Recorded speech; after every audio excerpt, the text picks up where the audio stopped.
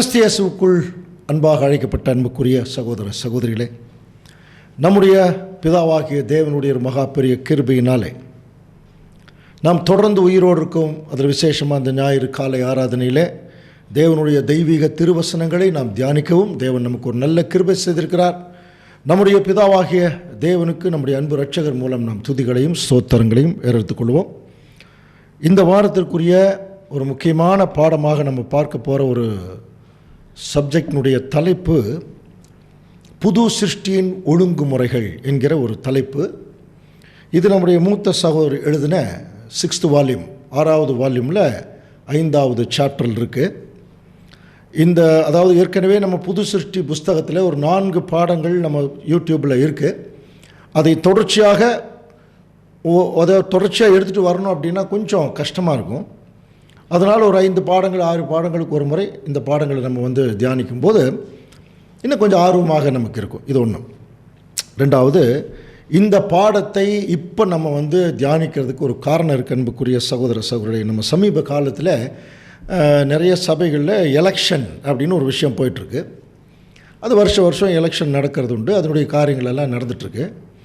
இப்படியெல்லாம் நடக்கும் பொழுது ஒரு சில சகோதரர்களுக்கு ஏதோ நாம் ஒரு எலெக்ஷனுக்கு எதிரானவர்கள் மாதிரியும் எலெக்ஷனே நம்முடைய சபைகளில் நடத்தாத மாதிரியும் சில கருத்துக்கள் வந்ததை நாங்கள் கவனித்தோம். அன்புக்குரிய சகோதர சகோதரி, அவர்களுக்கு எல்லாமே நம்ம சொல்லிக்கிறது என்னென்னா, தேவனுடைய ஒழுங்குமுறைக்கு நம்ம என்றைக்குமே எதிரானவர்களாக இருக்க முடியாது. அந்த ஒழுங்குமுறை வேதத்தினுடைய அடிப்படையில் இருக்கும் பொழுது அந்த ஒழுங்குக்குள்ளே நம்ம எல்லாருமே வந்துதாகணும். நாமும் எலெக்ஷனுக்கு எதிரானவர்கள் அல்ல. எலெக்ஷன் ஒரு சபையிலையும் எப்படி நடத்துகிறார்களோ அதையும் நாம் நடத்துகிறோம். ஆனால் நம்ம மற்றவங்களுக்கெல்லாம் ப்ரொபகண்டா பண்ணுறதில்லை. மற்றவங்ககிட்ட போய் எங்களுடைய எலெக்ஷன் இப்படி நடக்குது, உங்களுடைய எலெக்ஷன் இப்படி நடக்குதா என்று சொல்லி நிறைய பேர் என்ன பண்ணிடுறாங்க, அந்த மாதிரி சில குழப்பங்களை சபைகள் ஏற்படுத்தக்கூடிய காலப்பகுதியிலே நம்ம இருந்துட்டுருக்கிறோம். அதனால் அன்புக்குரிய சகோதரர்களுடைய இதை குறித்து ஒரு தெளிவான ஒரு நாலேஜ் வேணும் அப்படிங்கிற ஒரு சூழ்நிலைக்குள்ளே பல வருஷங்களுக்கு முன்னாடியே இந்த பாடங்கள் எல்லாம் நம்ம சபைகளில் எடுக்கப்பட்டாச்சு. ஒரு சிலர் புதுசாக வந்திருக்கலாம், அவர்களுக்கு ஒரு வேளை இது தெரியாமல் கூட இருக்கலாம். அதனால் அவர்களுக்கு பிரயோஜனமாகவும் நாமும் ஒரு முறை நம்ம ரீகால் பண்ணுகிற விதமாகவும் புது சிருஷ்டியின் ஒழுங்குமுறைகள் என்கிற ஒரு தலைப்பில் நம்முடைய மூத்த சகோதரர் எழுதின இந்த பாடத்தை நம்ம கவனிக்கலாம். இது ஒரு 70-80 பக்கம் இருக்குது அந்த புஸ்தகத்தில். இது முழுசாக எல்லாத்தையுமே படித்து அது அப்படியே டிரான்ஸ்லேட் எல்லாம் பண்ண முடியாது. ஆனால் அதனுடைய ஜூஸ், அதனுடைய சாரம்சத்தை இப்போ மிக சுருக்கமாக நம்ம பார்க்கலாம். சரிங்களா? அதில் நிறைய வசனங்கள் இருக்குது, நிறைய கான்செப்ட் இருக்குது. அதில் சில விஷயங்கள் நமக்கு ரொம்ப பரிச்சயமானதாக இருக்கும், அதை ஸ்கிப் பண்ணிவிட்டு சில விஷயங்கள் முக்கியமானதை மட்டும் நம்ம எடுத்துருக்கோம். ரெண்டாவது, இதில் விடக்கூடாதுங்கிறது எதுவுமே இல்லை. அதில் என்ன இருக்குதோ அதை அப்படியே நம்ம இன்றைக்கு பாடமாக நம்ம பார்க்க போகிறோம். விசேஷமாக நம்முடைய ஆண்டவர் இயேசு கிறிஸ்துடைய 2ஆம் வருகையில் இப்போ ஒரு மிகப்பெரிய அறுவடை ஒன்று நடந்துட்டுருக்கு. ரொம்ப ரொம்ப முக்கியமான பகுதியில் நம்ம வாழ்ந்துட்டுருக்குறோம் என்பதை குறித்து நம்முடைய மூத்த சகோதரர் அதில் தெளிவாக இருக்கார். அது பார்த்தீங்கன்னா எப்படி நடக்குது அப்படின்னு சொல்லும் பொழுது மல்கியா 3ஆம் அதிகாரம் 17ஆம் வசனம் வாசிக்கலாம்.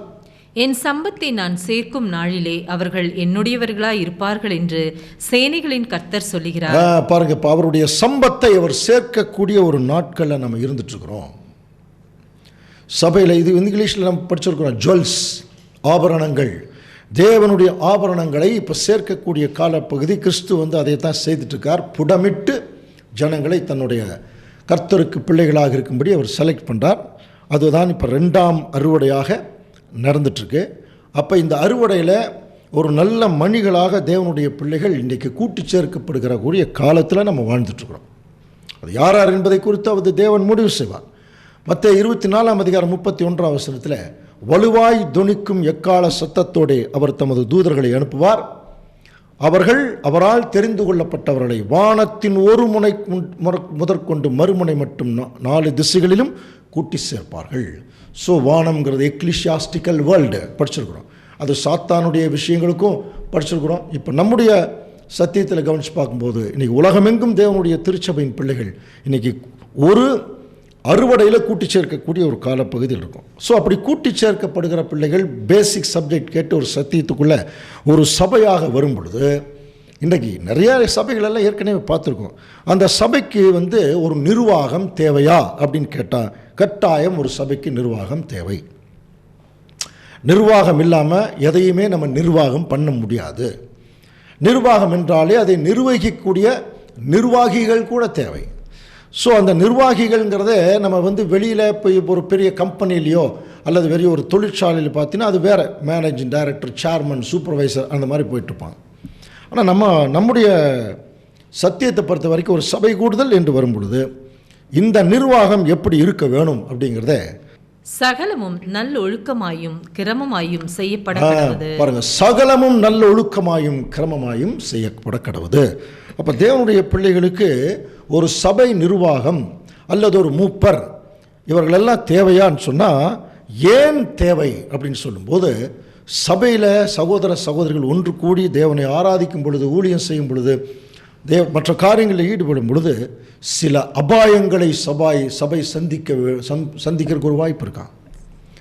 சில ஓநாய்களிடமிருந்து சபை மக்களை காப்பாற்றணும்.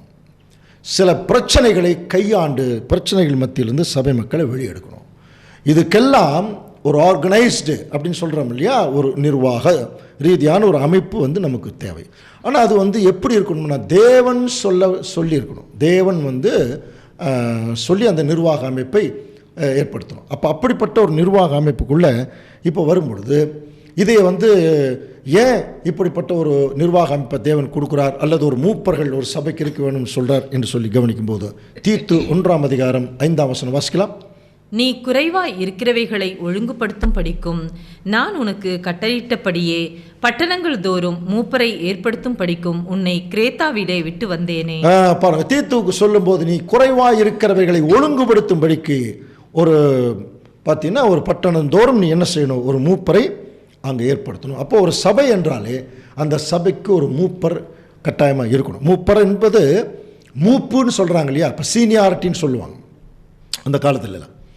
சீனியர் அப்படின்னு சொல்கிறாங்க இல்லையா. அப்போ இந்த சபையை நம்முடைய சபைகளை பொறுத்த வரைக்கும் சீனியாரிட்டி அப்படிங்கிற ஒரு விஷயம் இருந்தாலும் அதில் மூப்பர் என்பவர் தேவனுடைய வசனங்களுக்கு தங்களை கீழ்ப்படுத்தி அந்த கண்டிஷனுக்கு வரலாம். அதில் மூத்தவங்களும் வரலாம், இளையவர்களும் வரலாம். நல்லா புரிஞ்சுங்க, மூத்தவர்கள் பெரிய ரொம்ப வயசில் மூத்தவர்கள் வரலாங்கிறது, மூத்தவர்களும் வரலாம். அதே சமயத்தில் இளைய வயசில் இருக்கக்கூடிய சகோதரர் கூட வரலாம். ஆனால் அந்த கண்டிஷன் இருக்கணும். அவர்கள் வந்து அந்த மூப்பருக்குரிய குவாலிட்டி இருக்கணும். அது ரொம்ப முக்கியம் இல்லையா. ஸோ இதைத்தான் அங்கே அப்போஸ்தலர் நிருபத்தில் நம்ம படிக்கும்போது அவர்கள் ஒரு ஊழியத்தை செய்யும்போது ரொம்ப கஷ்டத்தில் இருக்கிறாங்க. பவுல் வந்து பாருங்கள், அவருடைய மனதை திடப்படுத்தி விசுவாசத்தில் நிலைத்திருக்கும்படி அவர்களுக்கு புத்தி சொல்லி, நாம் அநேக உபத்திரவங்களின் வழியாகத்தான் தேவனுடைய ராஜ்யத்தில் பிரவேசிக்கணும் ஸோ அப்படின்னு சொல்லிட்டு இப்போ அவர் என்ன சொல்கிறாருன்னா, அல்லாமலும் அந்தந்த சபைகளிலே அவர்களுக்கு மூப்பர்களை ஏற்படுத்தி வைத்து உபவாசித்து ஜெபம் பண்ணி அவர்கள் விசுவாசித்து பற்றி கொண்ட கர்த்தருக்கு அவர்களை ஒப்புவித்தார்கள். ரொம்ப முக்கியமான வார்த்தை. ஒரு மூப்பர்களை ஏற்படுத்தி கர்த்தருக்கு அவர்களை ஒப்புவித்தார்கள். அதாவது அவங்க கடவுளுக்காகவே அவங்க தேவனுடைய சபையை கவனிக்கிறதுக்கு ஏற்படுத்தப்பட்ட ஒரு மூப்பர்கள் அப்படின்னு சொல்லப்பட்டிருக்கு. அப்போ மூப்பர்கள் அப்படிங்கிறது ஒரு பதவியா அப்படின்னா அது பதவி அல்ல, அது ஒரு பொறுப்பு, அது ஒரு மேன்மை, அது ஒரு கடமை. ஸோ இந்த மூப்பர்களை சபைகளை ஏற்படுத்தும் போது அப்போஸ்தலர்கள் என்ன செய்வாங்கன்னா, ஒவ்வொரு ஊர்களையும் ஏதாவது சபைகள் ஏதாவது பிரச்சனைன்னா முதல்ல யார் தான் கூப்பிடுவோன்னா அந்த சபை மூப்பர்கள் வரவழைப்பாங்க. வந்து உங்கள் சபையில் என்ன பிரச்சனை அப்படின்னு கேட்பாங்களாம். அந்த நடைமுறை அந்த காலத்தில் இருந்திருக்கு. அப்போஸ்தலர் 20:17 மிலேத்துவில் இருந்து அவன் எபேசுவுக்கு ஆள் அனுப்பி சபையின் மூப்பரை வரவழைத்தான். அப்போது இந்த சபையில் முதன்மையானவர்கள் அப்படின்னு சொன்னாலே அந்த சபைக்கு ஊழியக்காரர்களாக இருக்கக்கூடிய அந்த மூப்பர்கள் தான். இந்த நிர்வாகத்தில் பார்த்தீங்கன்னா 4 முக்கியமான இருக்காங்க. ஒன்று மூப்பர்கள், இன்னொன்று உதவிக்காரர்கள், இன்னொன்று சகோதரர்கள், அப்புறம் சகோதரிகள். ஸோ இது வந்து பார்த்தீங்கன்னா அதில் இப்போ நம்ம அதிகமாக பார்க்கறது இந்த மூப்பர்கள் உதவிக்காரர்களுடைய அவங்களுடைய அந்த பொறுப்புகள். ஆனால் பழைய ஏற்பாட்டு காலத்தில் தேவனுடைய ஊழியத்தை செய்கிறவங்கள தேவன் தான் தேர்ந்தெடுத்தார். வேறு யாரும் மனுஷர் தேர்ந்தெடுக்கலை, தேவன் தான் தேர்ந்தெடுத்தார். அதே மாதிரி புதிய ஏற்பாட்டின் காலத்தில் கவனித்து பார்க்கும்போது இந்த எல்டர்ஸ் அப்படின்னு சொல்லக்கூடிய அந்த மூப்பர்களை ஒரு சிலர் தானாக தேர்ந்தெடுக்கப்பட்டார்கள், ஒரு சிலர் வந்து சபை மக்களால் தேர்ந்தெடுக்கப்பட்டார்கள். ஸோ இப்போ தானாக அப்படின்னா தேவனால் செலக்ட் பண்ணப்பட்டவங்கன்னு சொல்லலாம். அப்படிப்பட்ட நிலைமையில் இருந்தது யார்? பேதுரு, பவுல் எல்லாம் பார்த்தீங்கன்னா அப்போ அவங்கெல்லாம் ஏற்கனவே மூத்த நிலைமையில் ஊழியத்தை செய்தவர்கள். அவர்கள் நிறையா மூப்பர்களை ஏற்படுத்தக்கூடிய நிலைமையில் இருந்தோம். அப்போ அவர்களுக்கு வந்து தேவனே செலக்ட் பண்ணிட்டார், நீங்கள் இந்த ஊழியத்தை செய்யுங்கன்னு சொல்லி. ஆனால் இப்போ நம்ம இருக்கக்கூடிய சபையினுடைய நடைமுறைகளை பொறுத்த வரைக்கும் இப்போ சபையில் எல்லாருமே ஈக்குவலாக சத்தியத்துக்குள்ளே வந்து ஒரு குரூப் வந்துட்டாங்கனாலே அந்த சபையில் இப்போ வந்து சபையார் சேர்ந்து அந்த மூப்பரை தேர்ந்தெடுக்கக்கூடிய ஒரு கண்டிஷனுக்கு வர வேண்டிய சூழ்நிலை. ஏன் அப்படின்னா அதுக்கு நிறைய காரணங்கள் இருக்குது. ஆனால் அந்த மூப்பரை ஏற்படுத்துறது யார் அப்படிங்கிறத ஒரு விஷயத்துக்குள்ளே சொல்லும் பொழுது அப்போஸ்தலர் 20:28 வாசிக்கலாம். ஆகையால் உங்களை குறித்தும் தேவன் தம்முடைய சுய இரத்தத்தினாலே சம்பாதித்து கொண்ட தமது சபையை மேய்ப்பதற்கு பரிசுத்த ஆவி உங்களை கண்காணியாக வைத்த மந்தை முழுவதையும் குறித்து எச்சரிக்கையா இருக்கு. என்ன சொல்றார்? உங்களை குறித்தும் தேவன் தம்முடைய சுய இரத்தத்தினாலே சம்பாதித்து கொண்ட சபை. அப்படின்னா இந்த ஊர்ல ஒரு சபை இருக்குதுனாலே முதல்ல நம்ம என்ன தெரிஞ்சுக்கணும்? இந்த சபை ஒருத்தருக்கு சொந்தமானது அல்ல, அது தேவனுடைய சபை. முதல்ல இது எல்லா சகோதர சகோதரிகளுக்கும் இந்த எண்ணம் இருக்கணும். ஒரு சபைனாலே இது தேவனுடைய சபை. அப்போ தேவனுடைய சபைங்கிற போது தனிப்பட்ட ஒவ்வொருவருடைய ஒரு இன்டென்ஷன், ஒரு நோக்கங்கள் எல்லாம் அது உள்ளே வர முடியாது. அந்த தெய்வீக நோக்கங்கள் தான் அதுக்குள்ளே வர முடியும். அப்போ பரிசுத்தாவி உங்களுக்கு கண்காணிகளாக வைத்து அப்படின்னா பரிசுத்தாவி தனியாக வைக்கல, தேவன் தன்னுடைய ஆவியின் மூலம் அதனுடைய கைடன்ஸ் மூலம் அவர் கொண்டு வந்து அங்கே வைக்கிறார்.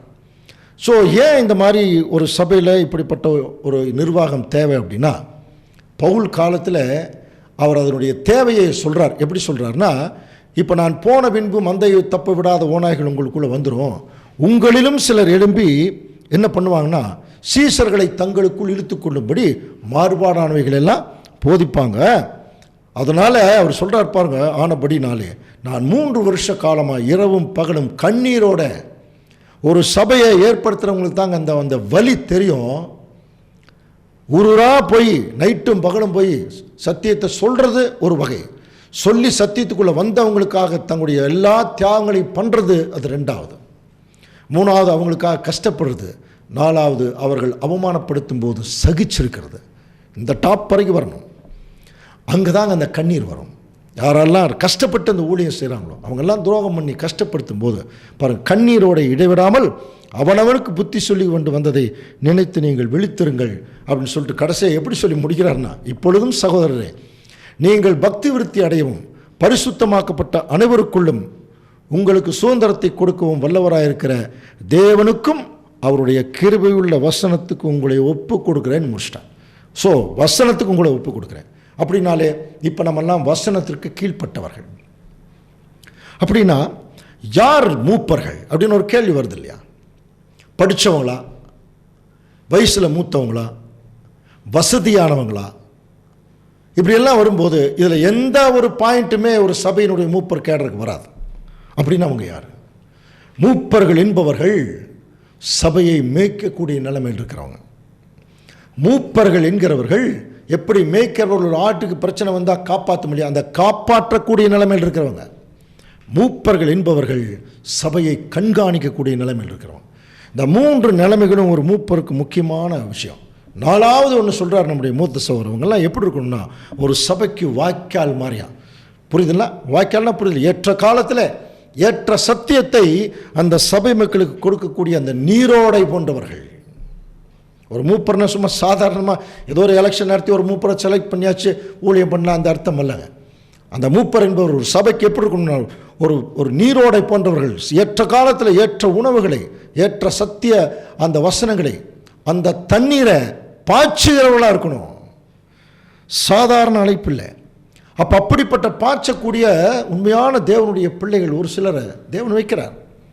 அவங்களுக்கு எப்படி தெரியுமா இருக்கணும் சபை மக்கள்? 1 தெசலோனிக்கேயர் 5:12 அன்றியும் சகோதரரை உங்களுக்குள்ளே பிரயாசப்பட்டு கர்த்தருக்குள் உங்களை விசாரணை செய்கிறவர்களாய் இருந்து உங்களுக்கு புத்தி சொல்கிறவர்களை நீங்கள் மதித்து. முதல்ல என்ன செய்யணும்? உங்களுக்கு புத்தி சொல்றவங்களை நீங்க மதிங்க. ஃபர்ஸ்ட் உங்களுக்காக பிரயாசப்பட்டிருக்காங்க, அவங்களை நீங்க மதிச்சு அவருடைய கிரியைகளை நிமித்தம் அவர்களை மிகவும் அன்பாக எண்ணிக்கொள்ளும்படி உங்களுக்கு வேண்டிக் கொள்கிறோம். உங்களுக்குள்ள நீங்க சமாதானமாகும். ஏன்னா தேவனே இஸ்ரேல் ஜனங்கள் என்கிற மந்தையை எப்படி மேய்க்கிறார் பாருங்க. ஏசாயா 40:11 மெய்ப்பனை போல தமது மந்தையை மேய்ப்பார், ஆட்டுக்குட்டிகளை தம்முடைய புயத்தில் சேர்த்து தமது மடியிலே சுமந்து கரவலாடுகளை மெதுவாக நடத்துவார். ஸோ இதனுடைய அர்த்தம் நமக்கு புரியுது இல்லையா? ஒரு மேய்ப்பன் ஒரு சின்ன குட்டி நடக்க முடியாமல் இருக்கும், அதை தூக்கிட்டு போவார். கரவலாடுகள் சொல்லக்கூடிய அந்த சினை ஆடுகளை ரொம்ப பக்குவமாக நடத்துவார். பலவீனம் அப்படிலாம் வச்சுக்கலாம். அப்போ திருச்சபைக்குள்ள நிறையா ஜனங்கள் இருப்பாங்க, புதுசாக வந்தவங்க இருப்பாங்க, பலவீனத்தில் நடக்க முடியாதவங்க இருப்பாங்க, ஒரு சிலர் ரொம்ப கஷ்டத்தில் இருப்பாங்க, ஒரு சிலர் இப்படிப்பட்டவங்களெல்லாம் ஒரு சேர மேய்க்கக்கூடிய நிலைமையில் இருக்கிறவர் ஒரு மூப்பராக இருக்க முடியும். ஆனால் நிறைய தவறான மேய்ப்பர்கள் தான் இங்கே அதிகமாக இருக்கிறாங்க. இஸ்ரேல் ஜனங்களையும் அந்த தவறான மேய்ப்பர்கள் தான் நிறைய பேர் அவங்கள வழி நடத்தினான். எரேமியா 23:1 என் மேய்ச்சலின் ஆடுகளை கெடுத்து சிதறடிக்கிற மேய்ப்பர்களுக்கு ஐயோ என்று கர்த்தர் சொல்லுகிறார். ஏன்னா பாருங்க, இப்போ எரேமியா 23:2 இஸ்ரேலின் தேவனாகிய கர்த்தர் தமது ஜனத்தை மேய்க்கிற மேய்ப்பர்களுக்கு விரோதமாக என்ன சொல்கிறாருன்னா, நீங்கள் என் ஆடுகளை பராமரியாமலும் அவைகளை சிதறடித்து துரத்திட்டீங்க, அதனால் உங்கள் மேலே ஒரு தண்டனையை கொண்டு வருவேன்னு சொல்கிறார். அதே சமயத்தில் அவைகளை மேய்க்கத்தக்கவர்களை அவர்களுக்கு மேல் ஏற்படுத்துவேன், இனி அவைகள் பயப்படுத்துவதும் இல்லை, கலங்குவதும் இல்லை, காணாமல் போவதும் இல்லை. அப்படின்னு ஒரு மேய்ப்பனுடைய வேலை என்ன? அந்த ஆடுகளை பயமில்லாமல் பார்த்துக்கணும் இல்லையா? கலங்க பண்ணாமல் பார்த்துக்கணும். ரொம்ப முக்கியம். சபை மக்களில் எவ்வளவோ கஷ்டத்தில், இடுக்கன், நெருக்கம், பொருளாதாரத்திலெல்லாம் கஷ்டப்பட்டு வர்றாங்க. அவங்கள போய் நம்ம என்ன செய்யறது? மிரட்டுறது, பயமுறுத்துறது இல்லையா?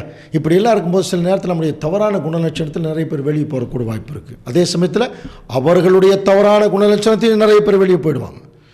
நல்லோரையெல்லாம் பகைக்கிறவங்க தான் இன்றைக்கி ரொம்ப ஜாஸ்தி இருக்காங்க சபையில். நல்லவங்களையெல்லாம் பகைச்சுவாங்களாம். தீமோத்தேயுவில் அப்போஸ்தலனாகிய பவுல் எழுதுறதை நம்ம கவனிக்கலாம். அதே தீமோத்தேயுக்கு அவர் சொல்லும்போது எவ்வளோ ஒரு ஜாக்கிரதையாக இருக்கும்னு சொல்கிறார் பாருங்க.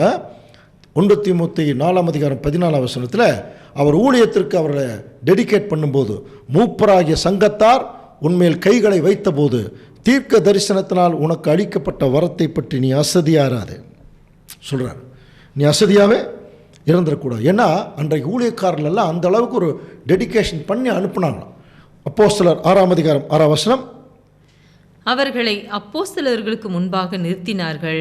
இவர்கள் ஜெபம் பண்ணி அவர்கள் மேல் கைகளை வைத்தார்கள். ஜெபம் பண்ணி கைகளை வைத்தார்கள். அப்போஸ்தலருடைய காலத்தில் இந்த ஊழியங்கள் பெருகும்போது யாரை ஒரு கேடரெல்லாம் பிரித்து விட்டாங்களாம். அந்தியோகியா பட்டணத்தில் உள்ள சபையில் பர்னபாவும் நீகர் எனப்பட்ட சிமியோனும் சிரேனே ஊரானாகிய லூகியும் காற்பந்து தேசாதிபதியாகிய ஏரோதுடனே கூட வளர்க்கப்பட்ட மனாயினும் சவுலும் தீர்க்கதரிசிகளாயும் போதர்களாயும் இருந்துட்டு இருந்தான். அப்போது அவர்கள் கர்த்தருக்கு ஆராதனை செய்து உபவாசித்து கொண்டிருந்த போது பர்னபாவையும் சவுலையும் நான் அழைத்த ஊழியத்திற்காக அவர்களை பிரித்து விடுங்கள் என்று அங்கே ஒரு தேவன் ஒரு கைடன்ஸ் கொடுத்தாராம். ஸோ இப்போ இவங்க தனியாக பர்னபாஸ் சவுலெல்லாம் தனியாக ஊழியம் பண்ணுறதுக்கு அவங்க போகும்போது அப்பொழுது உபவாசித்து ஜெபம் பண்ணி அவர்கள் மேல் கை வைத்து அவர்களை அனுப்பினார்கள். இது ஒரு பாருங்க. இப்போ இவங்களெல்லாம் ஒரு டெடிகேட் பண்ணி அனுப்புகிறாங்க.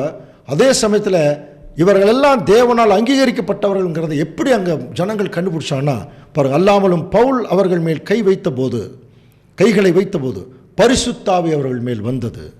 அவர்கள் பாஷைகளை பேசினார்கள். அப்படின்னா என்ன பவர் பாருங்க இல்லையா? இவர்கள் எல்லாரும் ஒரு மூப்பர் கண்டிஷனில் சபைகளை வழிநடத்தக்கூடிய நிலைமையில் இருந்தோம்.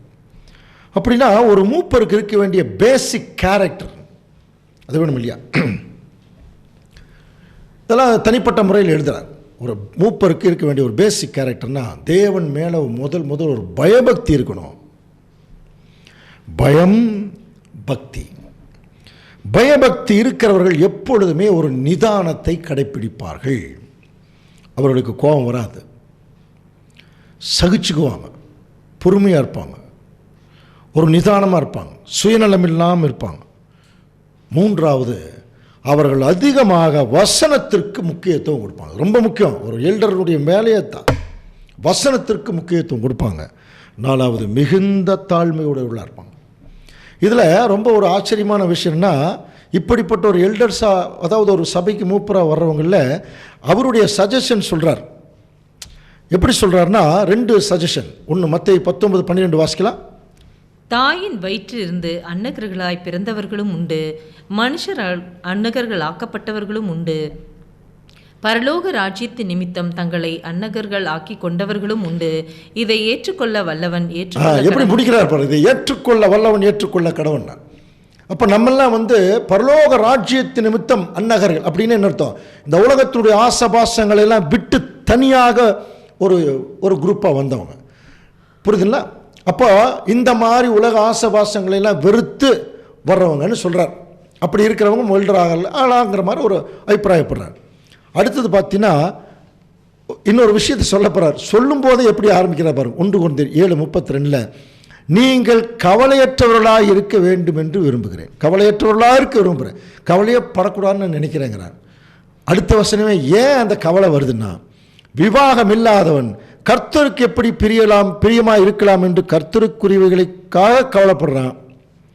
விவாகம் பண்ணினவன் தன் மனைவிக்கு எப்படி பிரியமாக இருக்கலாம் என்று உலகத்துக்காக கவலைப்படுறான். சரிங்களா? இது அவருடைய சஜஷன் சொல்கிறார். அப்போ மேக்சிமம் ஒரு கல்யாணம் கல்யாணம் ஆனாங்கன்னா அவங்க மனைவிக்கு பிரியமாக இருக்கிறதுக்கு தான் பார்ப்பாங்க. கல்யாணம் ஆகலைன்னா அவங்க தேவனுக்கு பிரியமாக இருக்கிறதுக்கு வாய்ப்பு இருக்குது. ஸோ இது ஒரு சஜஷன். அதுக்காக கல்யாணம் ஆகாதவங்க தான் மூப்பராக இருக்கணும், ஆனவங்க இருக்கக்கூடாது, அந்த மாதிரிலாம் அர்த்தம் அல்ல. அவருடைய சஜஷனில் இந்த வார்த்தை சொல்கிறார். ஆனால் அதே சமயத்தில் எது எப்படி இருந்தாலும் தேவனுடைய பிள்ளைகளுக்குள்ள அந்த ப்ரைடு, அந்த பெருமை என்பது எந்த விதமான ஒரு மூப்பர் ஸ்தானத்தில் வர்றவங்களுக்கு வந்துடவே கூடாது. அது மட்டும் இல்லை, மூப்பர் என்பவர் சபைக்கு மேய்ப்பர், கண்காணி. அதே சமயத்தில் அந்த சபைக்கு எல்லா விதத்திலும் ஒரு தாய் போல் இருக்கும்போது சபையில் இருக்கக்கூடிய சக ஜனங்கள் இருக்கிறாங்க இல்லையா, அவங்க அநேக சந்தர்ப்பங்களில் ரிபெல்லியன் மாதிரி எழலாம், நிறைய கஷ்டங்கள் கொடுக்கலாம், அவமானப்படுத்தலாம். என்ன பண்ணினாலும் அவர்கள் மேல் எந்த விதமான கசப்பான எண்ணமும் இருக்கக்கூடாது. அப்படி இருக்கிறவர் தான் மூப்பராக இருக்க முடியும். எபிரேயருக்கு எழுதின நிருபம் 12:15 வாசிக்கலாம். ஒருவனும் தேவனுடைய கிருபையை இழந்து போகாத படிக்கும் யாதொரு கசப்பான வேர் முளைத்தெழும்பி கலக்கம் உண்டாக்குகிறதினால் அநேகர் தீட்டுப்படாத படிக்கும். பாருங்க, எந்த விதமான கசப்பான வேர் உங்களுக்குள்ள அங்கே முளைச்சிடக்கூடாது. அப்படின்னா நம்ம எப்படி இருக்கணும்? பேதுரு என்ன எழுதுறார்? எல்லாவற்றுக்கும் மேலாக நீங்கள் ஒருத்தருக்கு ஒருத்தர் ஊக்கமாய் அன்பு கூறுங்கள், அன்பு திரளான பாவங்களை மூடும்.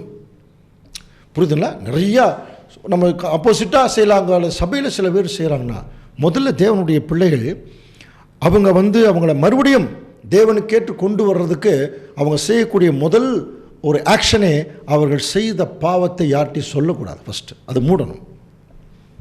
ஆனால் இங்கே அப்படி இல்லை. செல்ஃபோன் எடுத்து என்ன பண்ணுவாங்க, ஊர் ஃபுல்லாக சொல்லி பாவம் ஏதோ ஒரு பலவீனத்தை தப்பு பண்ணியிருப்பார், யாரோ ஒரு சகோதரனோ ஒரு சகோதரியோ, அல்லது ஏதோ ஒரு தப்பு பண்ண மாதிரி தவறாக அப்படியே ஜோடிச்சிருவாங்க, பொய் சாட்சி சொல்லிடுவாங்க, அதை நம்பிடுவாங்க நிறைய பேர். புரியுதுங்களா? உடனே அவர்களை பற்றி தவறாக சொல்கிறதும் இல்லையா, இதெல்லாமே சபையில் அதிகமாக நடக்குது. பைபிள் என்ன சொல்லுது? அன்பு திரளான பாவங்களை மூடும்னு சொல்லுது. அப்போது இந்த அன்பு ஊக்கமாக செய்யக்கூடிய நிலைமையில் யார் இருப்பாங்கன்னா இந்த மூப்பர்கள். எல்லார் மேலேயும் அன்பு உள்ளவர்களாக இருப்பாங்க. ரெண்டாவது, எந்த விதத்திலும் முறுமுறுப்பு காட்டவே மாட்டாங்க. தேவன் அவருடைய சில வரங்களை கொடுத்துருக்கார். அந்த வரங்களை அவர்கள் தேவனுக்கென்று அவங்க உண்மையான உக்ரார் மாதிரி சொல்லி அவங்க கொடுப்பாங்களாம். பாருங்கள், அவனவன் பெற்ற வரத்தின்படியே நீங்கள் தேவனுடைய பற்பல கிருபையுள்ள ஈவைகளை பகிர்ந்து கொடுக்கும் நல்ல உக்ரானக்காரர் போல ஒருவருக்கொருவர் உதவி செய்யுங்கள். இதெல்லாம் மெயினாக இப்போ யாருக்குன்னா ஒரு மூப்பராக வரக்கூடிய ஒரு நிலைமையில் இருக்கிறவர்களுக்காக சொல்லப்படுகிற ஒரு முக்கியமான வார்த்தை.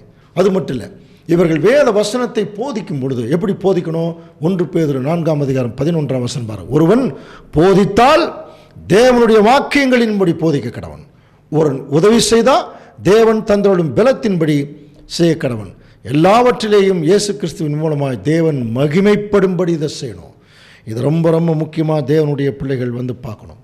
இதுக்கு என்ன எண்ணம் அவர்களுக்கு தேவைன்னு சொல்லி கவனிச்சிங்கன்னா, இப்போ ஒரு சபையில் ஒரு மூப்பர் இந்த மாதிரி கண்டிஷனில் இருக்கிறாருன்னு வச்சுங்களேன், அவர் என்ன நினைப்பார்னா, இந்த சபை என்னோடதல்ல, இந்த சபை தேவனோடது. அப்போ தேவனோடதுங்கிற போது அதை எந்த அளவுக்கு கண்ணும் கருத்துமாக இதை பராமரிக்க வேணும் என்கிற சிந்தனைக்குள்ளே வருவாராம். அது தேவனோடதுன்னு நினைக்கணும்.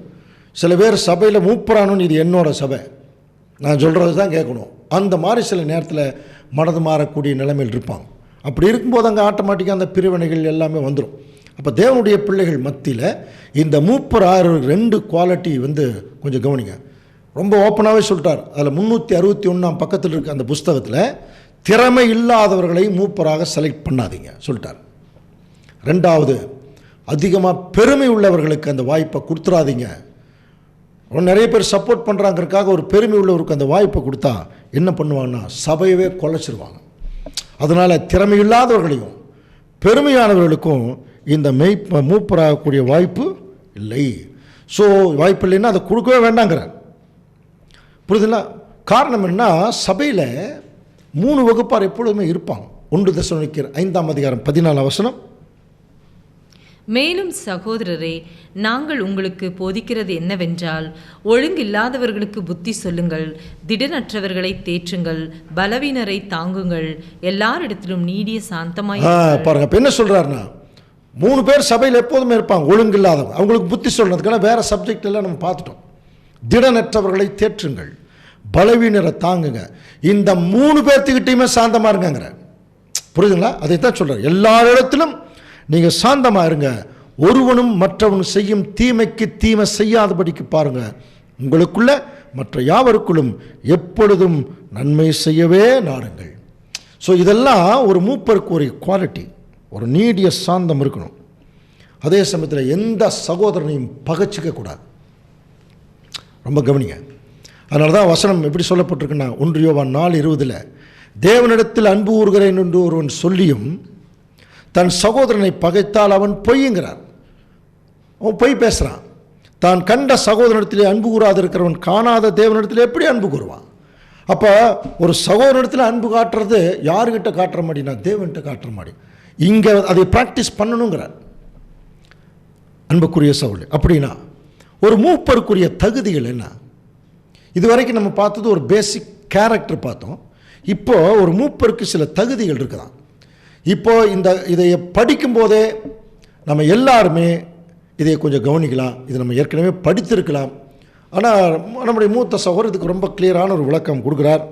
எப்படி கொடுக்குறாருன்னா, கண்காணிப்பை விரும்புகிறவன் நல்ல வேலையை விரும்புகிறான், இது உண்மையான வார்த்தைன்னு சொல்லிட்டு, ஆகையால் கண்காணியானவன் அப்படின்னு ஆரம்பிக்கிறான். இந்த இடத்துல மூப்பர்னு சொல்லலை, கண்காணின்னு தான் சொல்லப்பட்டிருக்கு. இங்கிலீஷில் பிஷப்னு இருக்கும். ஆனால் நம்முடைய மூத்த சகோதரர் அதையை வந்து மூப்பருக்கு ஒப்பிட்டு பேசுகிறார். கவனிக்கிறீங்களா?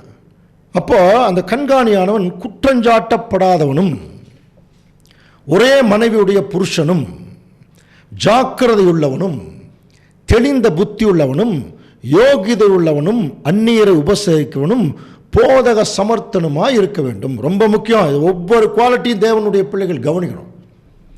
அப்போ குற்றஞ்சாட்டப்படாதவன் அப்படிங்கிறது எப்படி புரிஞ்சுக்கலாம் பாருங்கள். அவர் மேலே ஏகப்பட்ட குற்றம் இருக்குதுங்க, அதனால் இவரை வந்து மூப்பராக செலக்ட் பண்ணக்கூடாது, அந்த மாதிரி ஒரு ஜென்ரல்லாவா? இல்லை உலகத்தார் வந்து சில பேர் வந்து அநியாயமாக குற்றஞ்சாட்டுவாங்க சில சகோதரர்கள் மேலே, பொய் குற்றச்சாட்டுகள் சொல்லுவாங்க. இயேசு கிறிஸ்து மேலே குற்றச்சாட்டு சொல்கிறீங்க, அதை பற்றி அங்கே சொல்லலை. அந்த ஒரு மூப்பர் பொறுப்புக்கு ஒரு நியமிக்கப்படும் போது அதற்கு முன்னாக அவர் வந்து எப்படி இருந்திருக்க வேணும்? குற்றஞ்சாட்டப்படாத ஒரு நிலைமையில் இருக்கணும்னு சொல்கிறார். அப்புறம் ஒரே மனைவியுடைய புருஷன் சொல்கிற காரணம் என்னன்னா, அங்கே 2-3 மனைவிகள் கூட இருந்திருக்கிறான். அதனால தான் சொல்கிறார், ஜாக்கிரதை உள்ளவன், தெளிந்த புத்தியுள்ளவன், யோகிதையுள்ளவன், அந்நியரை உபசரிக்கவன், போதக சமர்த்தன்னு சொல்லணும். எந்த இடத்துல என்ன கேள்வி கேட்டாலும் பதில் சொல்கிறதுக்கும் வேத வசனங்களை தரோ பண்ணியிருக்கணும். அப்படி இருக்கிறவங்க தான் மூப்பராக வர முடியும். அவன் மதுபான பிரியனும் அடிக்கிறவனும். பாருங்கள், அடிக்கிறாங்களா சில பேர்? ஏன்னா நம்ம ஒவ்வொருத்தர் வீட்டில் நடக்க நமக்கு தெரியாதுல்ல. மூப்பர்னு சொல்லி முன்னாடி வந்துட்டு சப்ஜெக்ட்லாம் பேசுவோம், எல்லாம் பண்ணுவோம். ஆனால் திடீர்னு வீட்டில் போய் சண்டை வரும்போது ஓங்கி அரைஞ்சாலும் அரைஞ்சிருவோம் சில நேரத்தில். அது வந்து எப்படி புரிஞ்சுக்கிறது? அது அவங்களுக்கு தான் தெரியும். ஆனால் அங்கே அப்படி நடக்கும் போல தான் இருக்குது. அதனால தான் சொல்கிறார், அப்படியெல்லாம் இருக்கக்கூடாது. இழிவான ஆதாயத்தை இச்சிக்கிறவனுமாயிராமல் பொறுமை உள்ளவனும் சண்டை பண்ணாதவனுமாக இருந்து பண ஆசை இல்லாதவனுமாக இருக்கணும். அது மட்டும் இல்லை, தன் சொந்த குடும்பத்தை நன்றாய் நடத்தணும், சத்தியத்தில் நடத்தணும். தன் பிள்ளைகளை சகல நல்லொழுக்கம் உள்ளவர்களாக கீழ்ப்படிய பண்ணுகிறவர்களாக இருக்கணும். பிள்ளைகளை வந்து கரெக்டாக வழி நடத்தலைன்னா அப்புறம் நீங்கள் எப்படி சபையை நடத்துவீங்க? இதைத்தான் சொன்னார், தன் சொந்த குடும்பத்தை நடத்த அறியாதவன் சபையை எப்படி நடத்துவான் சொன்னார் இல்லையா? அப்போ தன்னுடைய சொந்த பிள்ளைகள் சத்தியத்தில் இருக்கணும், அவங்க சத்தியத்தில் வழி நடத்துகிற கண்டிஷனில் அவங்க இருக்கணும். அப்படி இருக்கிறவர்கள் தான் இந்த ஒரு பொறுப்புக்கு வர முடியும். இன்னொரு இடத்துல தீமோத்தேயு சொல்லும்போது, அவன் இருமாப்படைந்து பிசாசு அடைந்த ஆக்கினியிலே விழாதபடிக்கு அவன் எப்படி இருக்கக்கூடாதுன்னா நூதன சீசனாக இருக்கக்கூடாது.